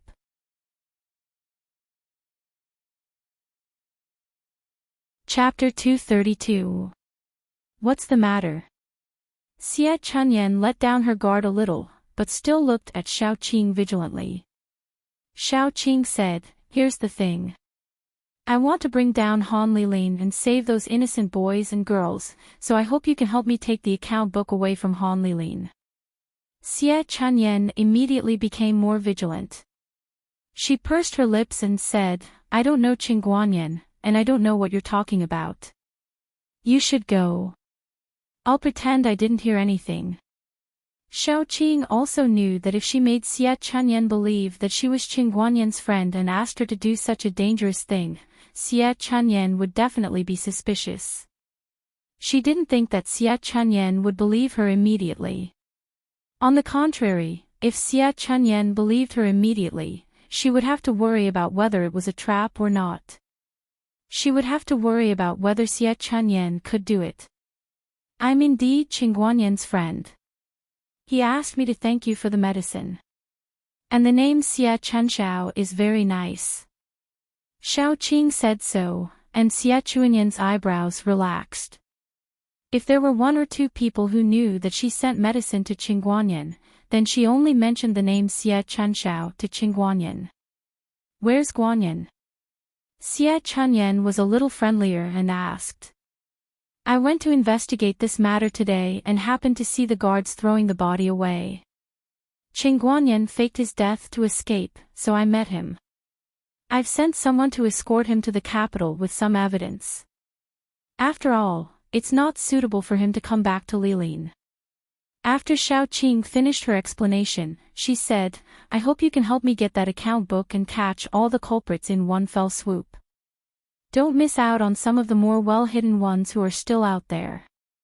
Xie Chunyan thought for a long time and said, "I'll find a chance to take out the account book these days. That bastard hid the account book very well. I can only try my best." "Thank you," Xiaoqing said sincerely. Xie Chunyan shook her head. "It's hard to say whether you'll succeed or not. I just hope you can save those poor girls and boys, and I hope you can kill that bastard Han Lilin." "Of course." Xiaoqing handed a dagger to Xie Chunyan. "It's for self-defense. If you encounter any unexpected accident, it's better than being empty-handed." Xie Chunyan took it. Before she left, she said, "For the next few days, come here every day after 6:00 in the evening to take a look. If I get the account book, I will put it under the sink. You take the account book and leave quickly." Xiaoqing noted it down seriously.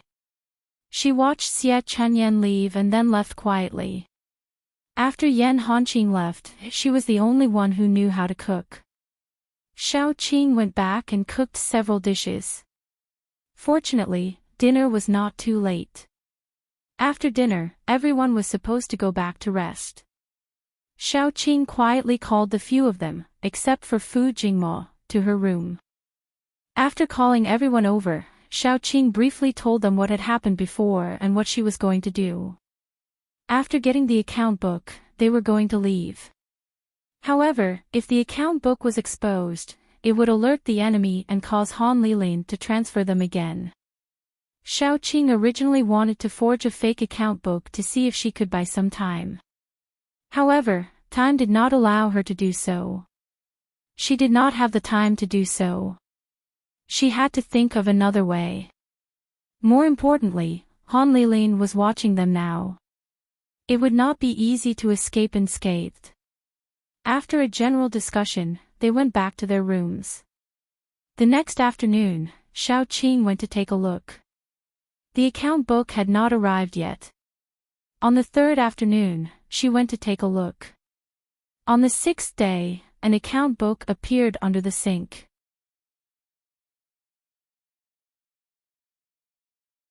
Chapter 233. Xiaoqing hurriedly took the account book and prepared to let Er die and the others leave first. As for her, she couldn't leave. She had to take Xie Chunyan with her. Otherwise, Xie Chunyan would be the first to suffer if the account book was exposed. Xie Chunyan had risked her life to help them. How could Xiaoqing leave Xie Chunyan behind?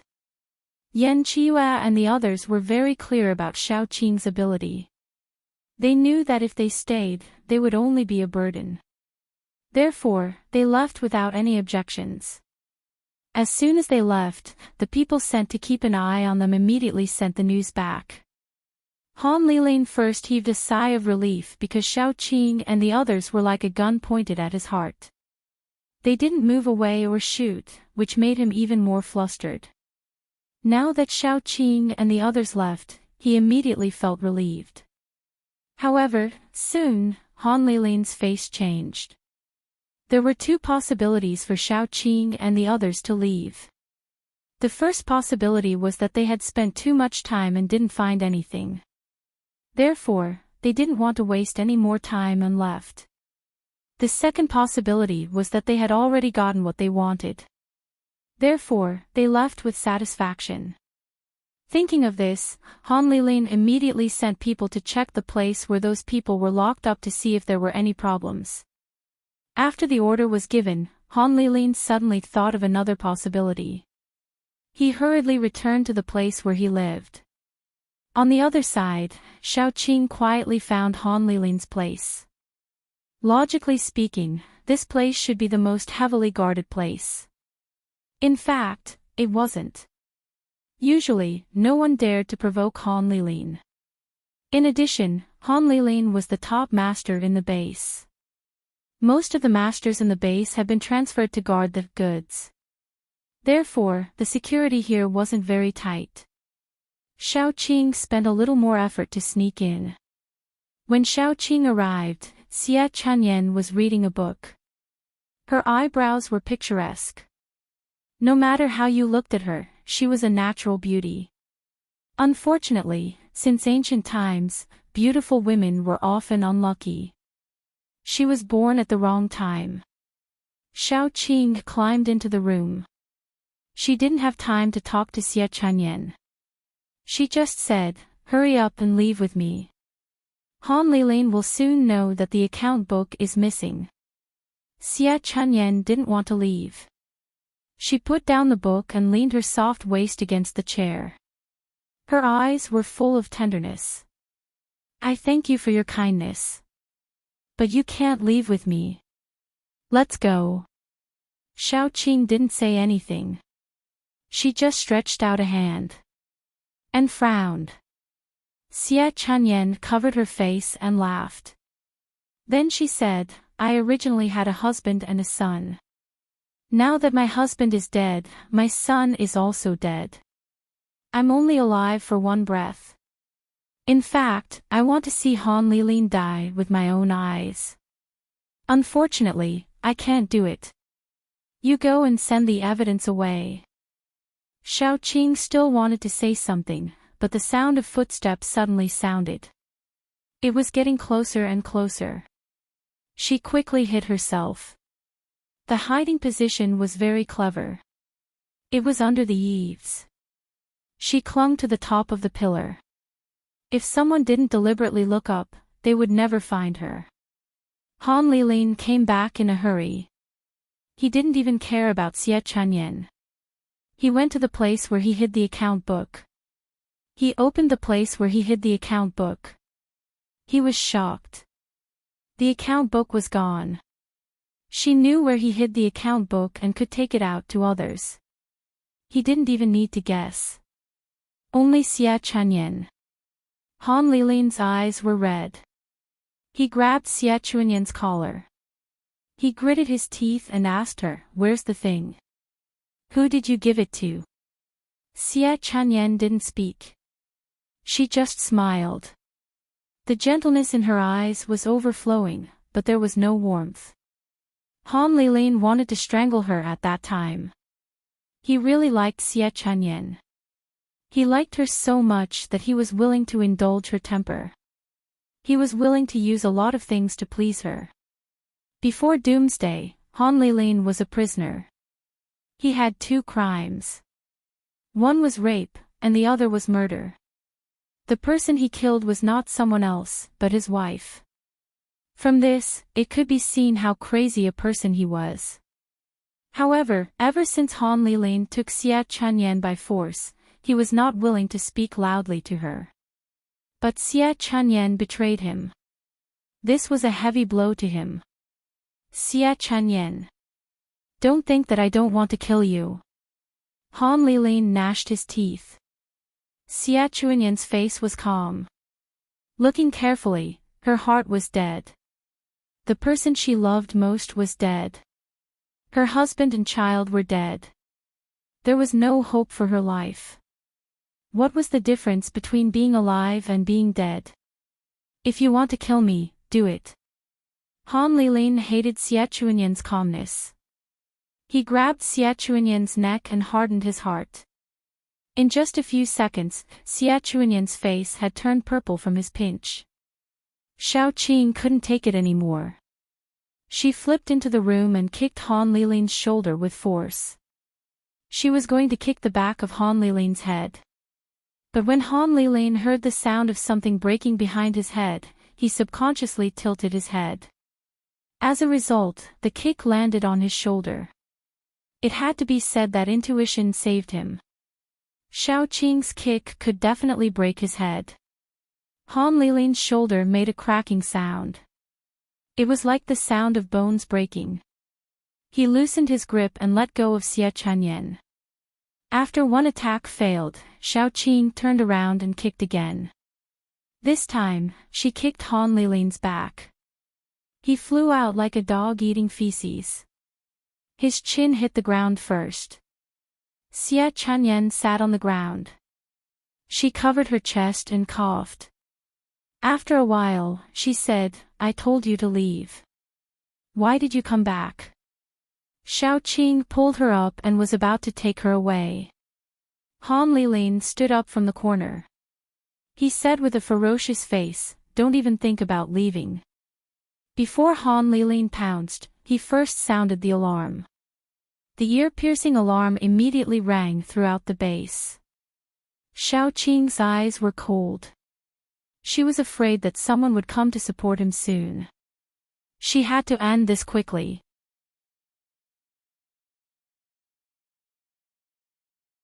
Chapter 234. Although Han Lilin was caught off guard at the beginning, that was because he was not prepared.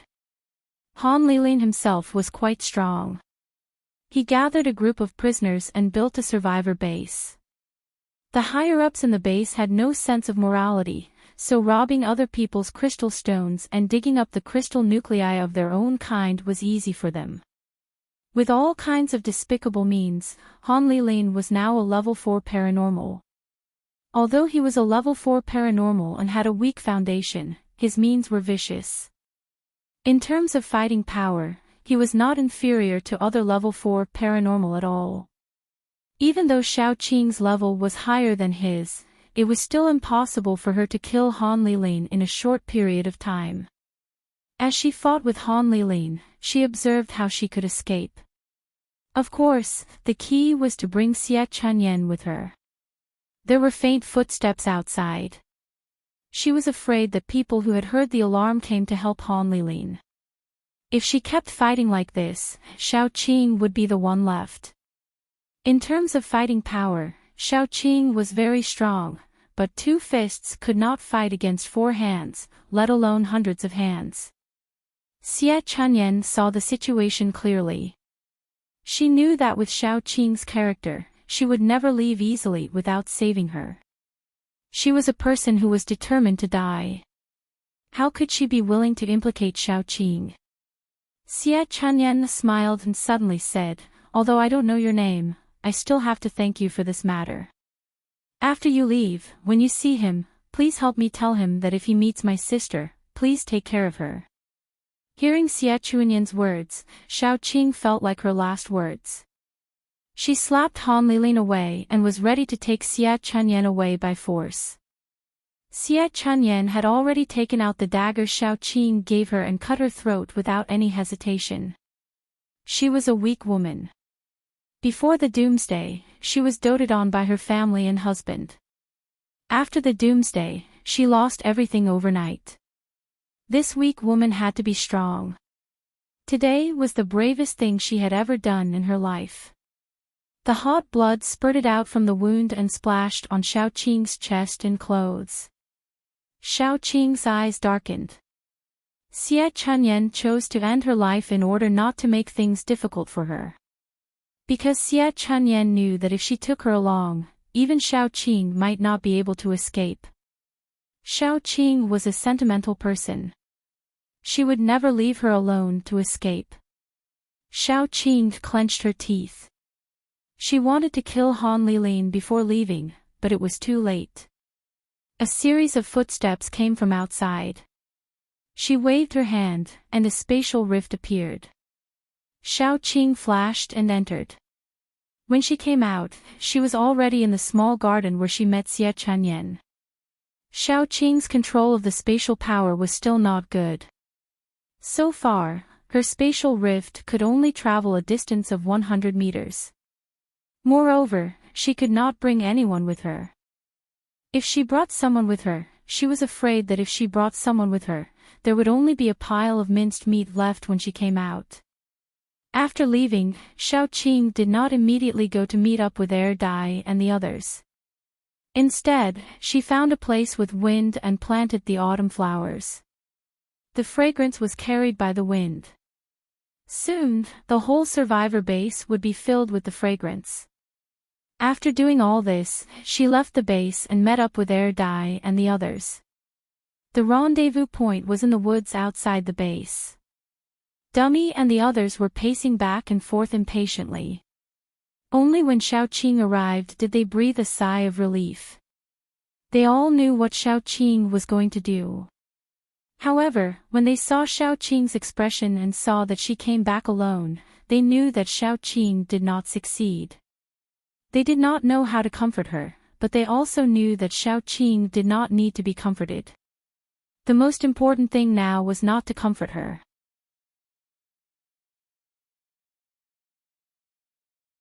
Chapter 235.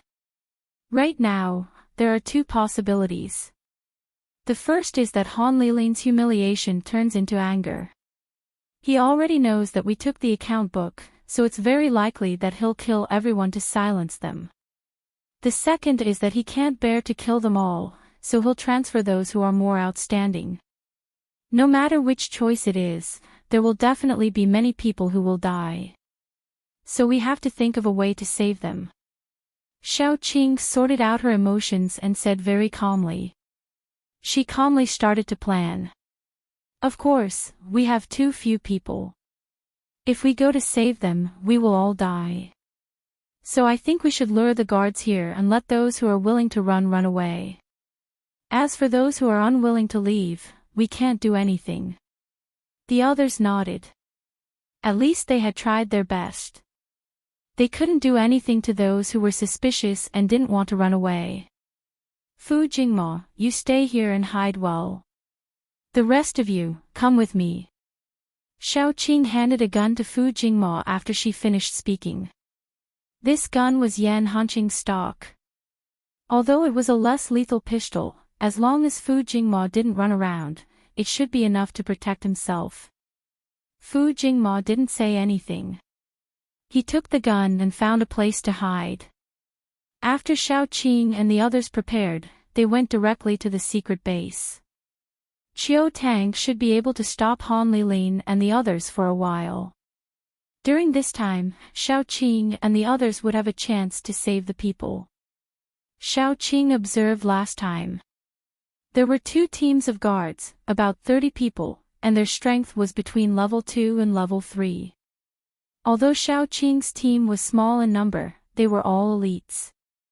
If they operated properly, saving those people would be a piece of cake. After Xiao Qing and the others arrived at the secret base, they became careful. There were machine guns outside the base. There was a team patrolling outside, and another team patrolling inside. In general, the security was quite tight. Xiao Qing carried Little Bun on her back, and Little Bun carried Yiya on his back. The family of 3 squatted in the grass and observed. Xiao Tong covered them with a layer of spiritual shield. This shield could isolate the sense of breath. Whether it was mutant animals, zombies, or humans, even if they were close, they could not sense their breath. However, it could not block direct observation. After all, this was a protective shield and not an invisible shield, so they could still be seen with the naked eye. A group of people approached the base cautiously. Their time was limited, so they had to end the battle quickly.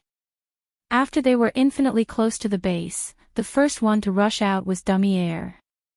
He jumped up and directly rushed into the crowd. What would happen if a zombie sneaked into a group of people? Those people must have panicked first. Although they were all paranormals and were not afraid of being infected, their nature still made them panic.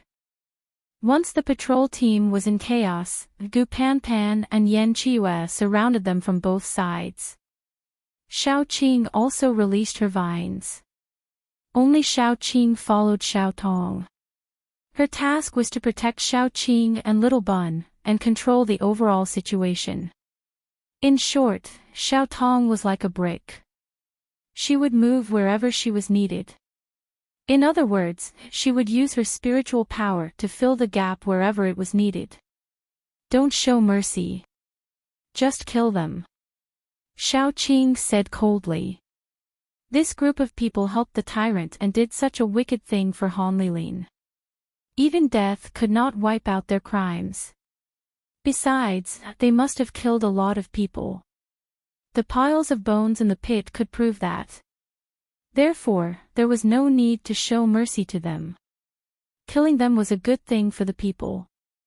The others also understood this very well. None of them showed any mercy, especially Gu Panpan. Those who dared to confront her directly were all smashed into meat patties with a single slap of her hand.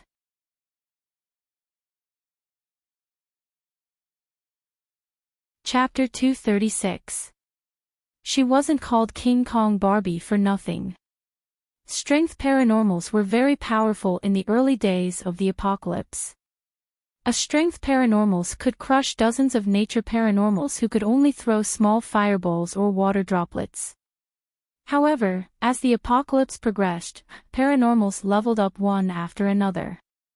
Nature paranormals began to show their fangs, while strength paranormals became the weakest among the paranormals. Even if you have a lot of strength, it's useless. Nature ability users can easily block your attacks with an earth wall. Especially those long-range ability users, they just need to roll up their sleeves and stand there, constantly shooting fireballs and so on. They'll exhaust you to death. However, Gu Panpan was different.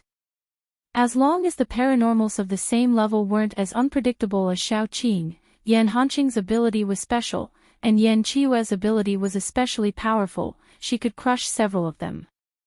In her eyes, they were all brittle and easy to crush. Well, she was still the weakest among Xiao Qing's subordinates. However, when facing outsiders, Gu Panpan was very powerful. She would flatten those who didn't like her, crush those who dared to clamor, and kick those who didn't like her. Yan Chiue looked even more ferocious. Because of his ability, if he used too much strength, he would crush people directly. His flesh and blood splattered everywhere. He looked even more ferocious than Gu Pan Pan. In comparison, Xiao Qing was more gentle.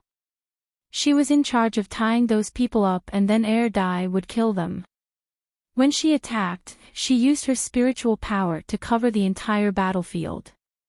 That way, no sound or smell could be transmitted outside, and the people inside wouldn't know.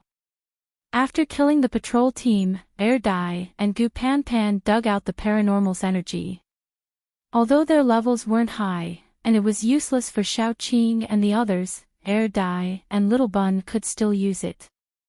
After disposing of the corpses, Xiao Qing and the others swaggered in. The second patrol team was leaning against the door or squatting on the ground, smoking. They laughed while smoking. "Come on, let's place our bets. How long can they block old Dad? I think he can last 10 minutes at most." Another person laughed. "You think too highly of this old man. I think he'll last 5 minutes at most. I don't think he can last 3 minutes." Someone immediately laughed. While they were laughing, they saw Xiao Qing and the others swagger in. They were very arrogant. One of them stood up and said, "Hey, what are you doing here? Old Lu and the others are lazy. Why did you let them in? We are here to collect a debt." Gu Pan Pan giggled. Her appearance was a bit strange. She was clearly a delicate and pretty young girl with a bit of baby fat on her face. Her chubby face was especially cute, but the muscles on her body were so swollen that they almost burst through her shirt. "Collect a debt." Before the man could finish his words, Gu Pan Pan punched him in the head. Gu Pan Pan's fist landed on his face. He didn't even have time to scream before his head was smashed into the ground. His legs were still twitching. But with Gu Pan Pan's strength, he was afraid that he had already gone to pray to God. The others finally reacted. They shouted and rushed forward. Fireballs, wind blades, vines, and earth shields were all thrown at them. Gu Pan Pan took a step forward and struck a beautiful pose. Any ability that landed on her, no matter what it was, immediately dissipated. Not even a white mark was left behind. The only thing that didn't dissipate was a vine. The vine wrapped around Gu Pan Pan's arm. She waved her hand casually and broke the vine.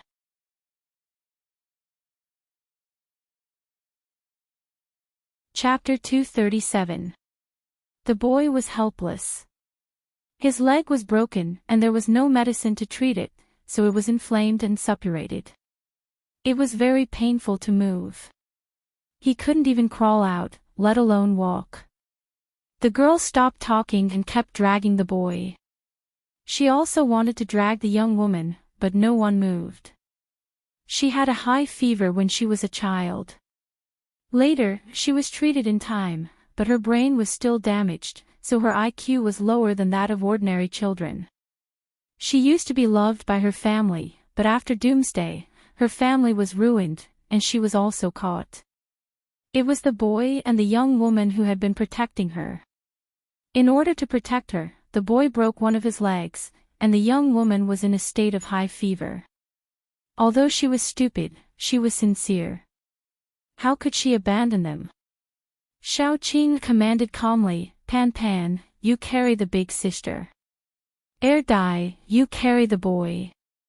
Then Xiao Qing handed the little bun to Xiao Tong, and picked up the little girl. "Let's go. Let's go before they come." They all nodded, carried the people they should carry, and left.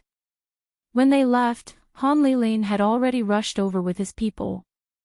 Xiao Qing asked Xiao Tong to open a spirit shield, and then left from the side with the people. There was a mountain close to the secret base, and Han Lilin would definitely send people to search around. What she needed to do was to hide until the reinforcements arrived in the capital. That would be enough. Although she had 3 burdens with her, as long as there was no accident, it would be no problem to hide until the reinforcements arrived in the capital. Xiaoqing didn't say anything, and led the people up the mountain. It was the best place to hide on the mountain. Whether it was the complexity of the terrain or the obstacles of the road and trees, it was advantageous for Xiaoqing and the others. Besides, there were many plants on the mountain. If something happened, it would be much easier for them to escape with Xiaoqing, who was a wood paranormal. As soon as they went up the mountain, Xiaotong immediately spread her spirit power, and began to search along a straight line for the most suitable place to hide. After a few minutes, she determined a direction. Without hesitation, Xiaoqing took her men and followed Xiaotong forward. The mountain road was extremely rugged. The few mutants were fine, but Fu Jingma couldn't keep up with their speed. Among the remaining people, only Yan Qiue didn't bring anyone. However, Yan Qiue knew Fu Jingma's feelings for Xiaoqing. How could she be willing to carry him? Hence, Yan Qiue carried Fu Jingma and walked forward like a child. She grabbed Fu Jingma's belt and dragged him all the way up. When they reached a difficult place, she would change her position and use her arms to hold him. By the time they reached their destination, Fu Jingma's face was already as white as a sheet of paper. He almost vomited all over the ground. What appeared in front of them was a mountain wall. Vines grew on the mountain wall, covering it very tightly. When the vines were lifted, a dark cave entrance was revealed. This was the hiding place that Xiaotong had found. After they entered the cave, Xiaotong spread out her spirit power to cover the entrance of the cave. In this way, as long as the vines weren't lifted, no one would be able to find this place. The cave was quite shallow, but it was very dark. In order not to expose themselves, they didn't light any torches. They sat together, and the whole cave was very quiet. Xiaoqing put down the girl on her back, took out a lantern grass, and stuck it on the mountain wall. It would take some time for Han Lilin's men to find this place. She could take advantage of this time to check on the injuries of these people. Among the three of them, the one with the heaviest injuries wasn't the young woman, nor was it the young girl. Instead, it was the young man with a broken leg. His leg was now twisted like a fried dough twist. Xiaoqing gently poked at it and saw the young man twitch in pain.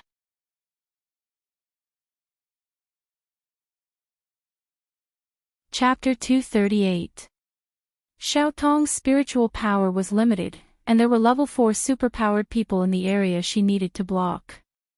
Therefore, she could only focus on one thing, which was perception. She had to give up on blocking sound. Therefore, they had to be quiet.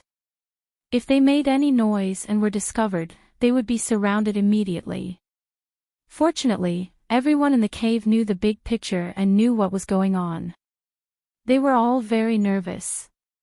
Even the young woman who was in a coma had her mouth covered by the girl, for fear that her cough would attract the people outside. The few of them waited quietly, not daring to make a sound.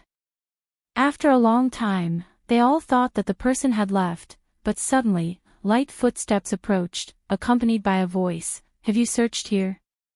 Another voice said, "Not yet. It's all mountain walls. What's there to look for? Do you think they can hide in the mountains?" "You're right."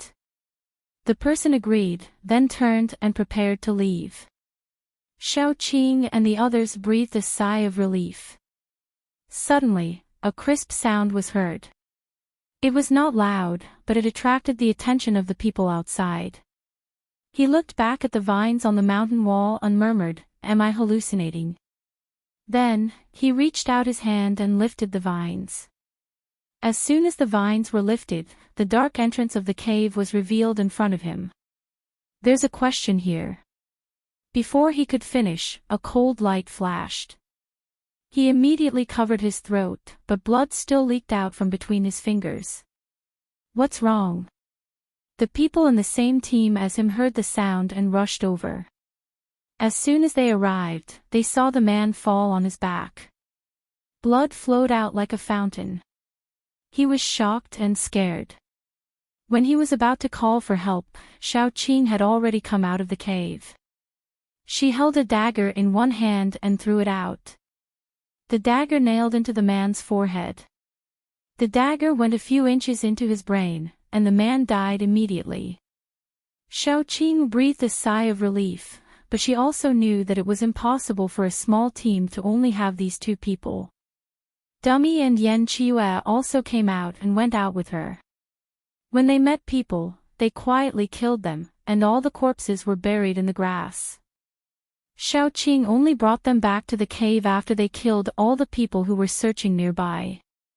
Fu Jingma was sitting there, blaming himself because he was the one who made the sound. Previously, Xiaoqing had given him a gun, and he had been hiding it on his body. Just now, unfortunately, the gun had fallen out of his body and landed on the ground. The noise it made attracted the people outside. There was a saying that there was no story without coincidences. Fu Jingma was extremely coincidental. Therefore, Fu Jingma blamed himself. Xiaoqing didn't have time to blame him. This place would be exposed soon. Han Lilin must have sent the teams back to report every once in a while.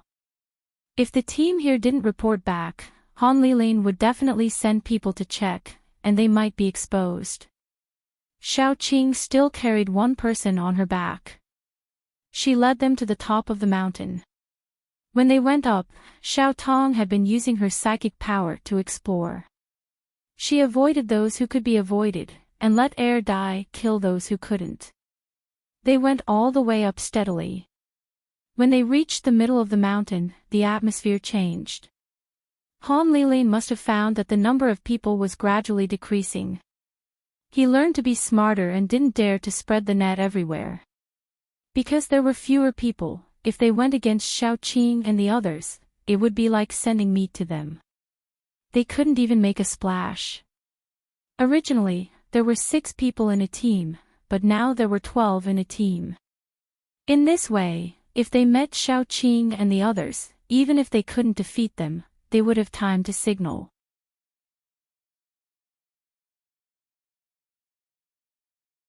Chapter 239. Xiaoqing and the others were even more cautious. After all, if they really encountered the enemy, they would be besieged before they could stop the enemy from releasing the signal. At that time, they would bring a bunch of burdens with them. It would be strange if they could break out of the encirclement. Hold on a little longer. The reinforcements will be here soon. Xiaoqing whispered. According to the time, Yin Hanqing and the others should be on their way back. If they walked faster, they would almost arrive at the survival base in Shilin. Han Lilin had made such a big move, mobilizing so many people to search for Xiaoqing and the others. Moreover, there were also those people that Xiaoqing had let go. Perhaps Yan Hanqing and the others would encounter a few of them. In short, no matter what the situation was, Yan Hanqing and the others should be able to find the place where they were surrounded. As long as the reinforcements arrived, they would be completely safe. Xiaoqing was the calmest among all of them. She kept calculating while walking. Han Lilin had less than 200 people in total, which referred to the paranormals, not ordinary people. This mountain was very large. He would definitely distribute the people evenly and leave some of them to block the entrance and the way out. The number of people used to block the entrance and exit must not be too small. Otherwise, they would be able to break out. In this way, there were at most 100 people on the mountain. If they were divided into more than a dozen teams to search for them all over the mountain, the probability of finding them was still not high. While walking up, Xiaoqing asked Xiao Tong to find a second, safer place. They were now carrying several wounded people. If they encountered Han Lilin's people, it would be extremely disadvantageous.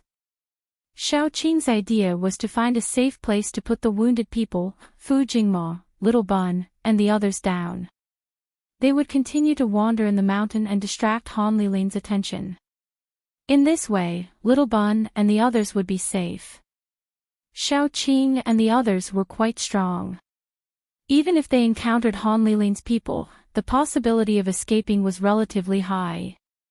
Moreover, all they had to do was wander around and make some noise from time to time to attract Han Lilin's attention. After a while, Xiao Tong found the second safe hiding place. It was obviously safer than the first cave because the entrance was on the side of the cliff. Normal people wouldn't look at the bottom of the cliff due to inertia, so they wouldn't notice that there was a cave entrance 2 to 3 meters below the cliff. Xiao Qing used vines as ropes and put them down one by one. The last one to go down was Xiao Tong. She told Xiao Tong, "Take good care of Little Bun and the others. When we come back, no matter what you hear or see, don't come out. Do you understand?"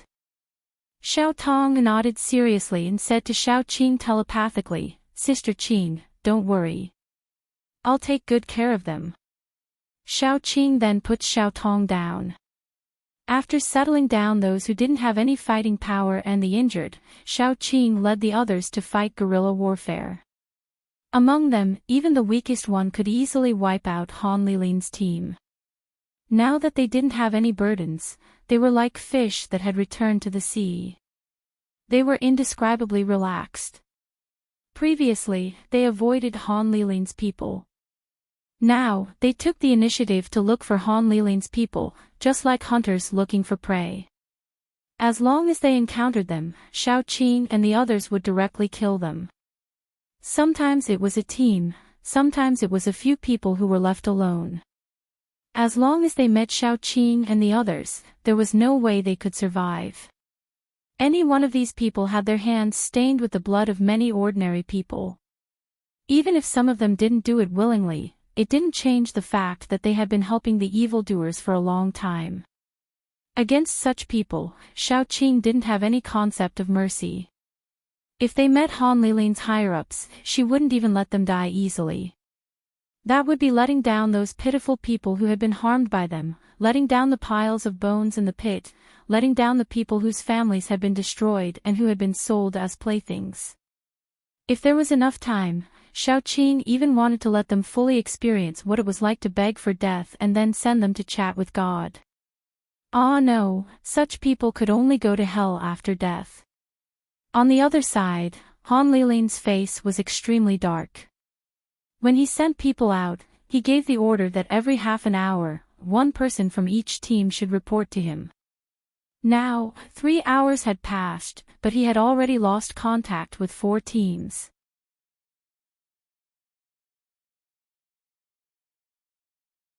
Chapter 240.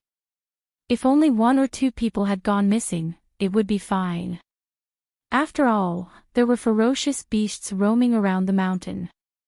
It was normal for 1 or 2 people to die. However, 4 teams, more than 50 people, had gone missing. Could it be that these 50 people had run into a wolf's den by themselves? The more Han Lilin thought about it, the more creepy he felt. The biggest possibility was that these 4 teams had been killed by Xiao Qing and the others. It was hard to believe. As the apocalypse progressed, the paranormals gradually leveled up. So far, the highest level of paranormals was only level 4. Han Lilin himself was a level 4 paranormal. It was not a problem for him to fight 3 or 4 level 3 paranormals. However, if there were more of them, he would be helpless.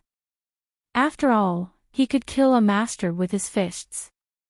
How many people did Xiao Qing and the others have? There were ordinary people and children among them. At most, there were 6 or 7 of them. 4 teams of paranormals, nearly 50 people, had been wiped out. Wasn't this a fantasy story? Moreover, there was no news, not even a distress signal. This was still unknown to Han Lilin. If he knew that there were only 4 people, he would probably curse Xiao Qing and the others for cheating. Han Lilin gathered his subordinates and prepared to let them stay close to each other. That way, if some of them were attacked, the others could quickly come to support them. Even if there was no time to support, at least they could release a distress signal. Then, he saw the fireworks exploding in the sky. Xiaoqing and the others had attacked again. This time, Han Lilin did not need to gather his subordinates. Everyone who saw the distress signal rushed to the place where the signal was sent out. Han Lilin was no exception. He waved his hand and said, "Go. Let's go and see." At this time, if one looked down from the sky, he would find that people all over the mountain were consciously gathering in the direction of the fireworks. This time, it was Xiaoqing's carelessness. There was a paranormal with a self-healing ability. It was a very selfish ability, but it was also very powerful. Gu Panpan and Air Dai couldn't get rid of him in a short time. Instead, they let him release the signal. As soon as the signal was sent out, Xiaoqing felt a little headache. She waved her hand, and the vines wrapped around the neck of the last psychic like a snake. She threw him like a sack, and the psychic hit the stone wall. His head was smashed like a watermelon. Retreat. Without wasting a second, Xiaoqing called for her friends and began to retreat. However, at this moment, the paranormals had already discovered the signal and were gathering in this location. Not long after Xiaoqing and the others left, they encountered another group of paranormals. Those paranormals didn't say a word and sent out a few people to entangle Xiaoqing and the others, while the remaining paranormals released a signal. No matter how fast Xiaoqing and her friends were, it was impossible for them to kill a small group of paranormals.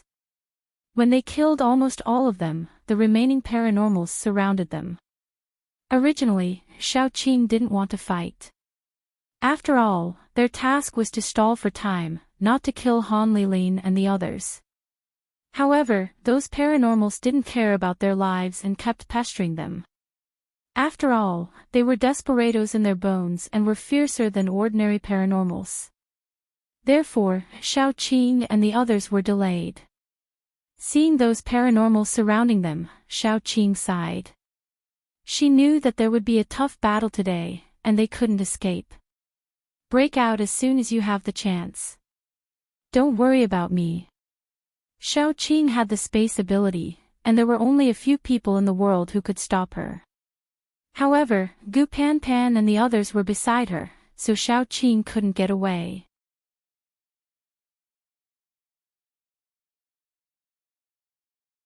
Chapter 241. I know. Yan Qiue nodded with a serious expression. He didn't want to be a burden to Xiaoqing. Han Lilin really hated Xiaoqing to the core.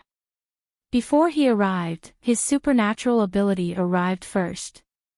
The 6 flaming blades were aimed at Xiaoqing, not at anyone else, and slashed at her. Some went straight for her eyes, some went for her heart, and some went for her lower body. Xiaoqing was like a fish. She curled up and went through the gap. As soon as she landed, the vines in her hand spread in all directions. Even Han Lilin was surprised by Xiaoqing's move. He didn't expect Xiaoqing to be so bold as to attack everyone at once. Gu Panpan and Xiaoqing had a tacit understanding. As soon as Xiaoqing made a move, she was like a strategic tank, crashing into a position. Those who tried to stop her were either crushed by Yan Qiue or knocked away by Gu Panpan. The only one who didn't move was Air Dai, who was responsible for protecting Xiaoqing and Yan Qiue. Although Air Dai and Yan Qiue were always jealous of each other, now was not the time for internal strife. Air Dai was very serious about protecting the two of them. If there were any tricks or superpowers aimed at Xiaoqing and Yan Qiue, Air Dai would clean them up. Gu Panpan had very good eyesight. She chose a place with the weakest defense to break out of the encirclement.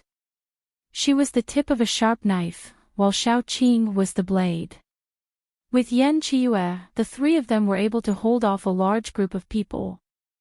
There were also some who tried to take advantage of the situation to deal with Xiaoqing and Yan Qiue, but they were all torn apart by the 2 dummies within minutes. They broke through to the top of the mountain. How could Han Lilin let them go? Paranormals kept coming.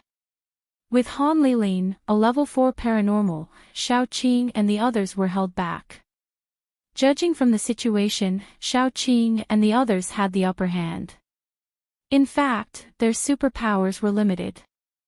Han Lilin's men were still coming to help. If this situation dragged on, there would only be one result. They didn't have enough superpowers and would be killed. Xiao Qing was very calm. She also had spirit power, but it was very weak compared to those psychic paranormals.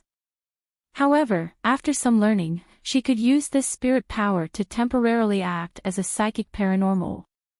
What she did was to spread out her weak spirit power to explore. Although Xiao Qing's spirit power was very weak and she could only explore within a radius of 12 meters, it was enough. Xiao Qing moved while exploring.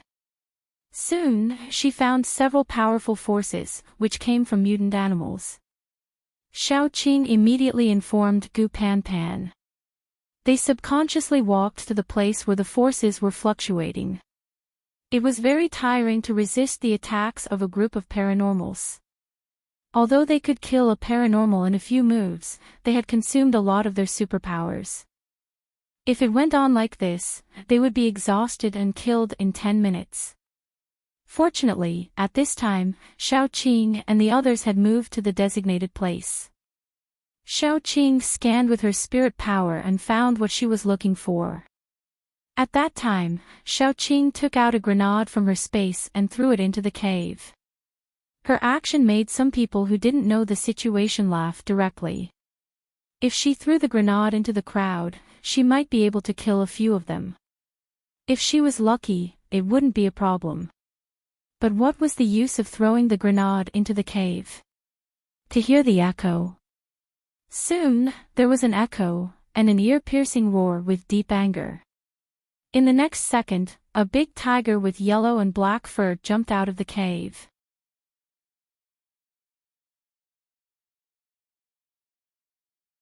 Chapter 242.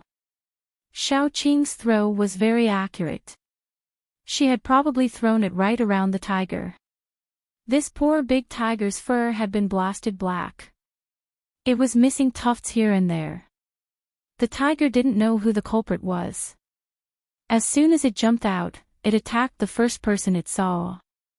It was fine if it was just one, after all, it was only a high-level level 3 tiger.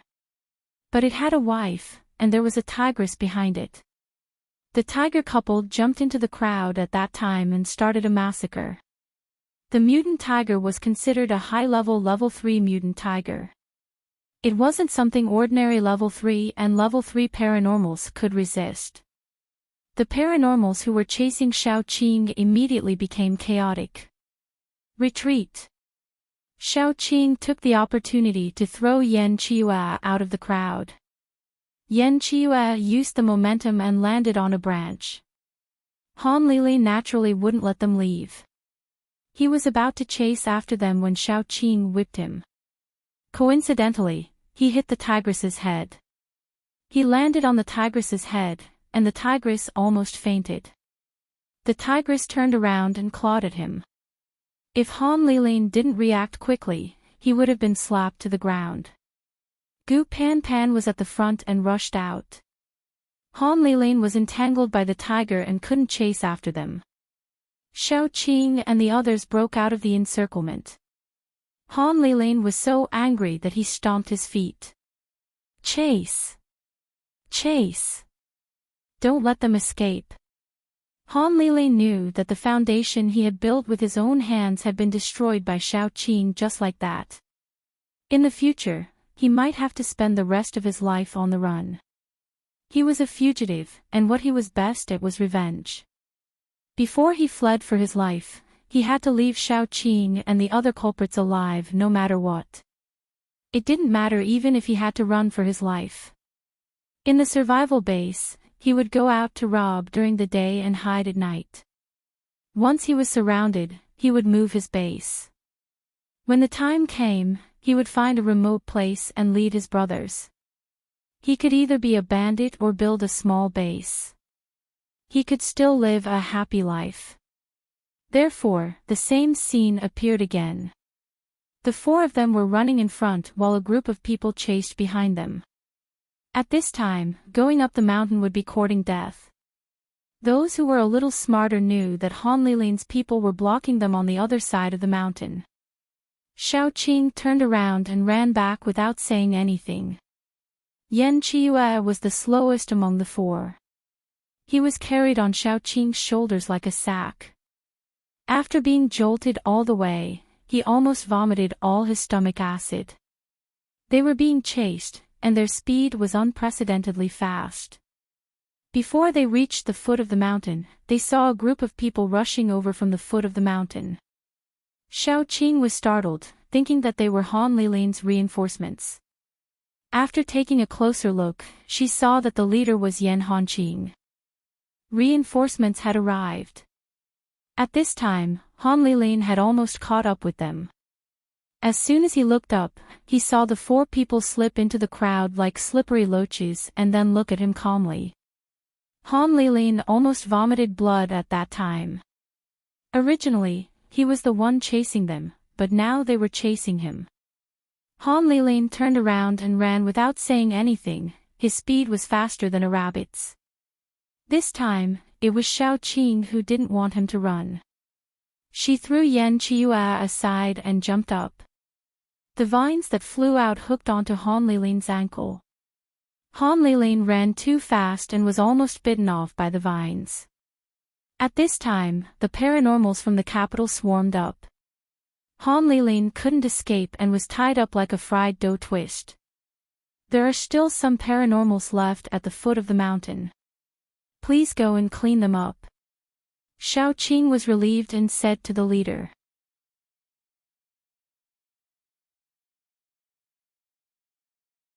Chapter 243. She glanced over. Oh, it was a familiar face. Wasn't this the captain of the Dark Assassins, Zhu Mochen? Zhu Mochen waved his hand and said lazily, "Brothers, split into 3 teams and search the area. Don't leave a single fish that escapes the net." The ability users under his command immediately split into 3 teams and headed in the direction that Xiao Qing had pointed out.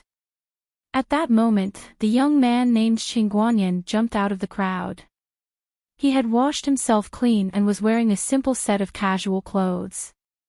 He actually looked quite handsome. "I really have to thank you this time. Otherwise, I wouldn't have been able to leave this place alive.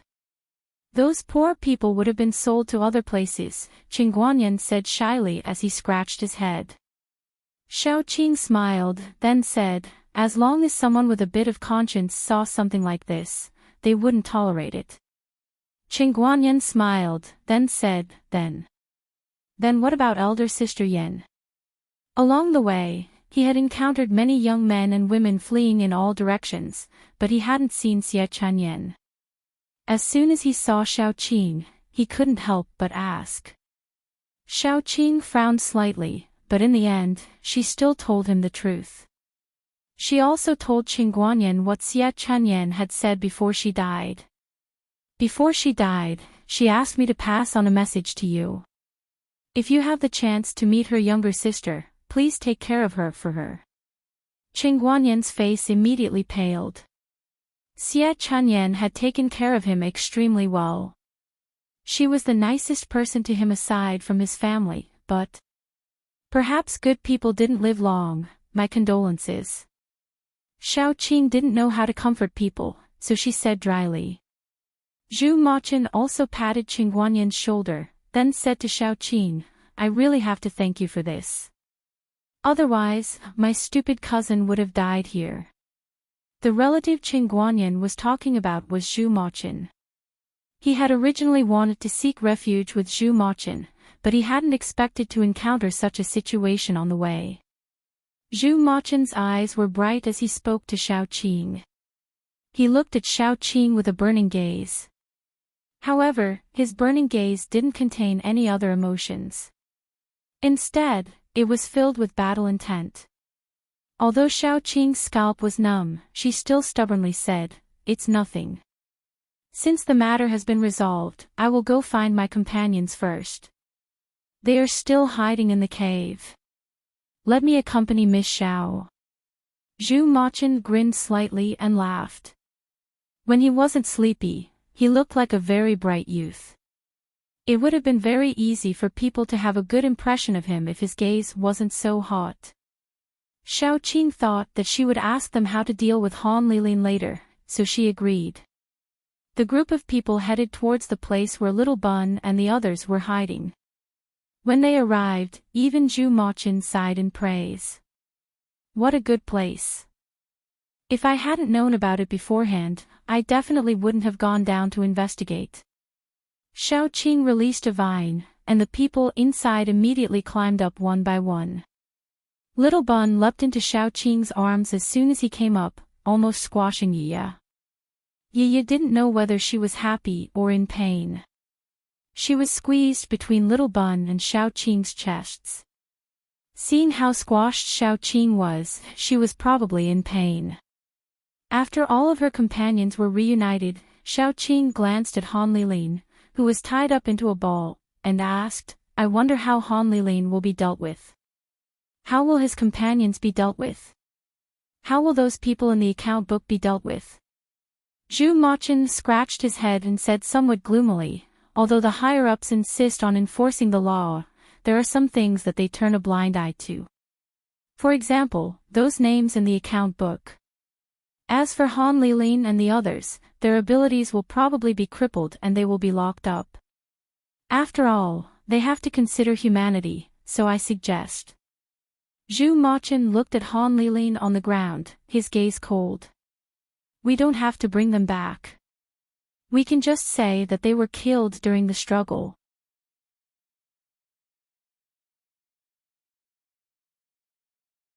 Chapter 244. When Qing Guanyan went to the capital, he brought Xiao Qing's phone with him. Zhu Mochen and the others had all seen the photos on the phone. They had also heard Qing Guanyan talk about the evil deeds of Han Lilin's group, so they hated them from the bottom of their hearts. Xiao Qing agreed. If Han Lilin didn't get the punishment he deserved when he returned, then it would be better to just kill them and end it all. You guys aren't. Han Lilin's face was full of fear. If he was brought back by Zhu Mochen, some of the people who had a deep relationship with him would definitely protect him. He wouldn't die, but they actually decided to kill him on the spot. Before Han Lilin could finish speaking, Zhu Mochen disliked him for being noisy and stepped on his face. Since that's the case, I'll tell my subordinates that if they catch anyone else, they don't need to keep them alive. Just kill them directly. It'll save them a lot of effort. Xiao Qing nodded. Zhu Mochen sent one of his subordinates to inform his team members. Then, the two of them looked at each other and finally said in unison, who's going to do it? Xiao Qing's expression was a little strange as she said, let me do it. After all, I'm not a person from the capital survivor base. Even if someone asks you after we return, you can just say that I killed them. Zhu Mochen clenched his fists and said, if you want to do it, then you do it. Xiao Qing rubbed her chin and thought about how to kill him. Xiao Qing didn't want him to die too easily. That would be letting down the piles of bones in the pit and the people who were still alive who had suffered endless humiliation and pain. So she chose daughter. Xiao Qing deliberately cut Han Lilin's neck and put the seeds of the daughter into his body. She put a lot of seeds in and controlled them to take root and germinate in Han Lilin's body. That kind of pain caused Han Lilin's face to distort. His screams were ear-piercing. No one present sympathized with him, especially the youth with the broken leg and the little girl. They were both glaring at Han Lilin fiercely. Very quickly, the seeds devoured Han Lilin's flesh and blood. At this time, Han Lilin was still alive, and his consciousness was very clear. He could even feel countless tender sprouts coming out from under his skin. In other people's eyes, Han Lilin's body was covered with tender shoots. Those tender shoots with a pleasant green color drilled out of Han Lilin's body, broke through his skin, and unfolded 2 tender leaves. It wasn't just 1 or 2 seedlings. Han Lilin's body was covered with seedlings. Below his neck, his entire body was occupied by the growing daughter. At this time, he could still make crackling sounds from his throat. Clearly, he was still alive. Even those who hated Han Lilin to the core couldn't help but feel their hair stand on end. It wasn't until the roots of the daughter pierced into his internal organs that Han Lilin breathed his last.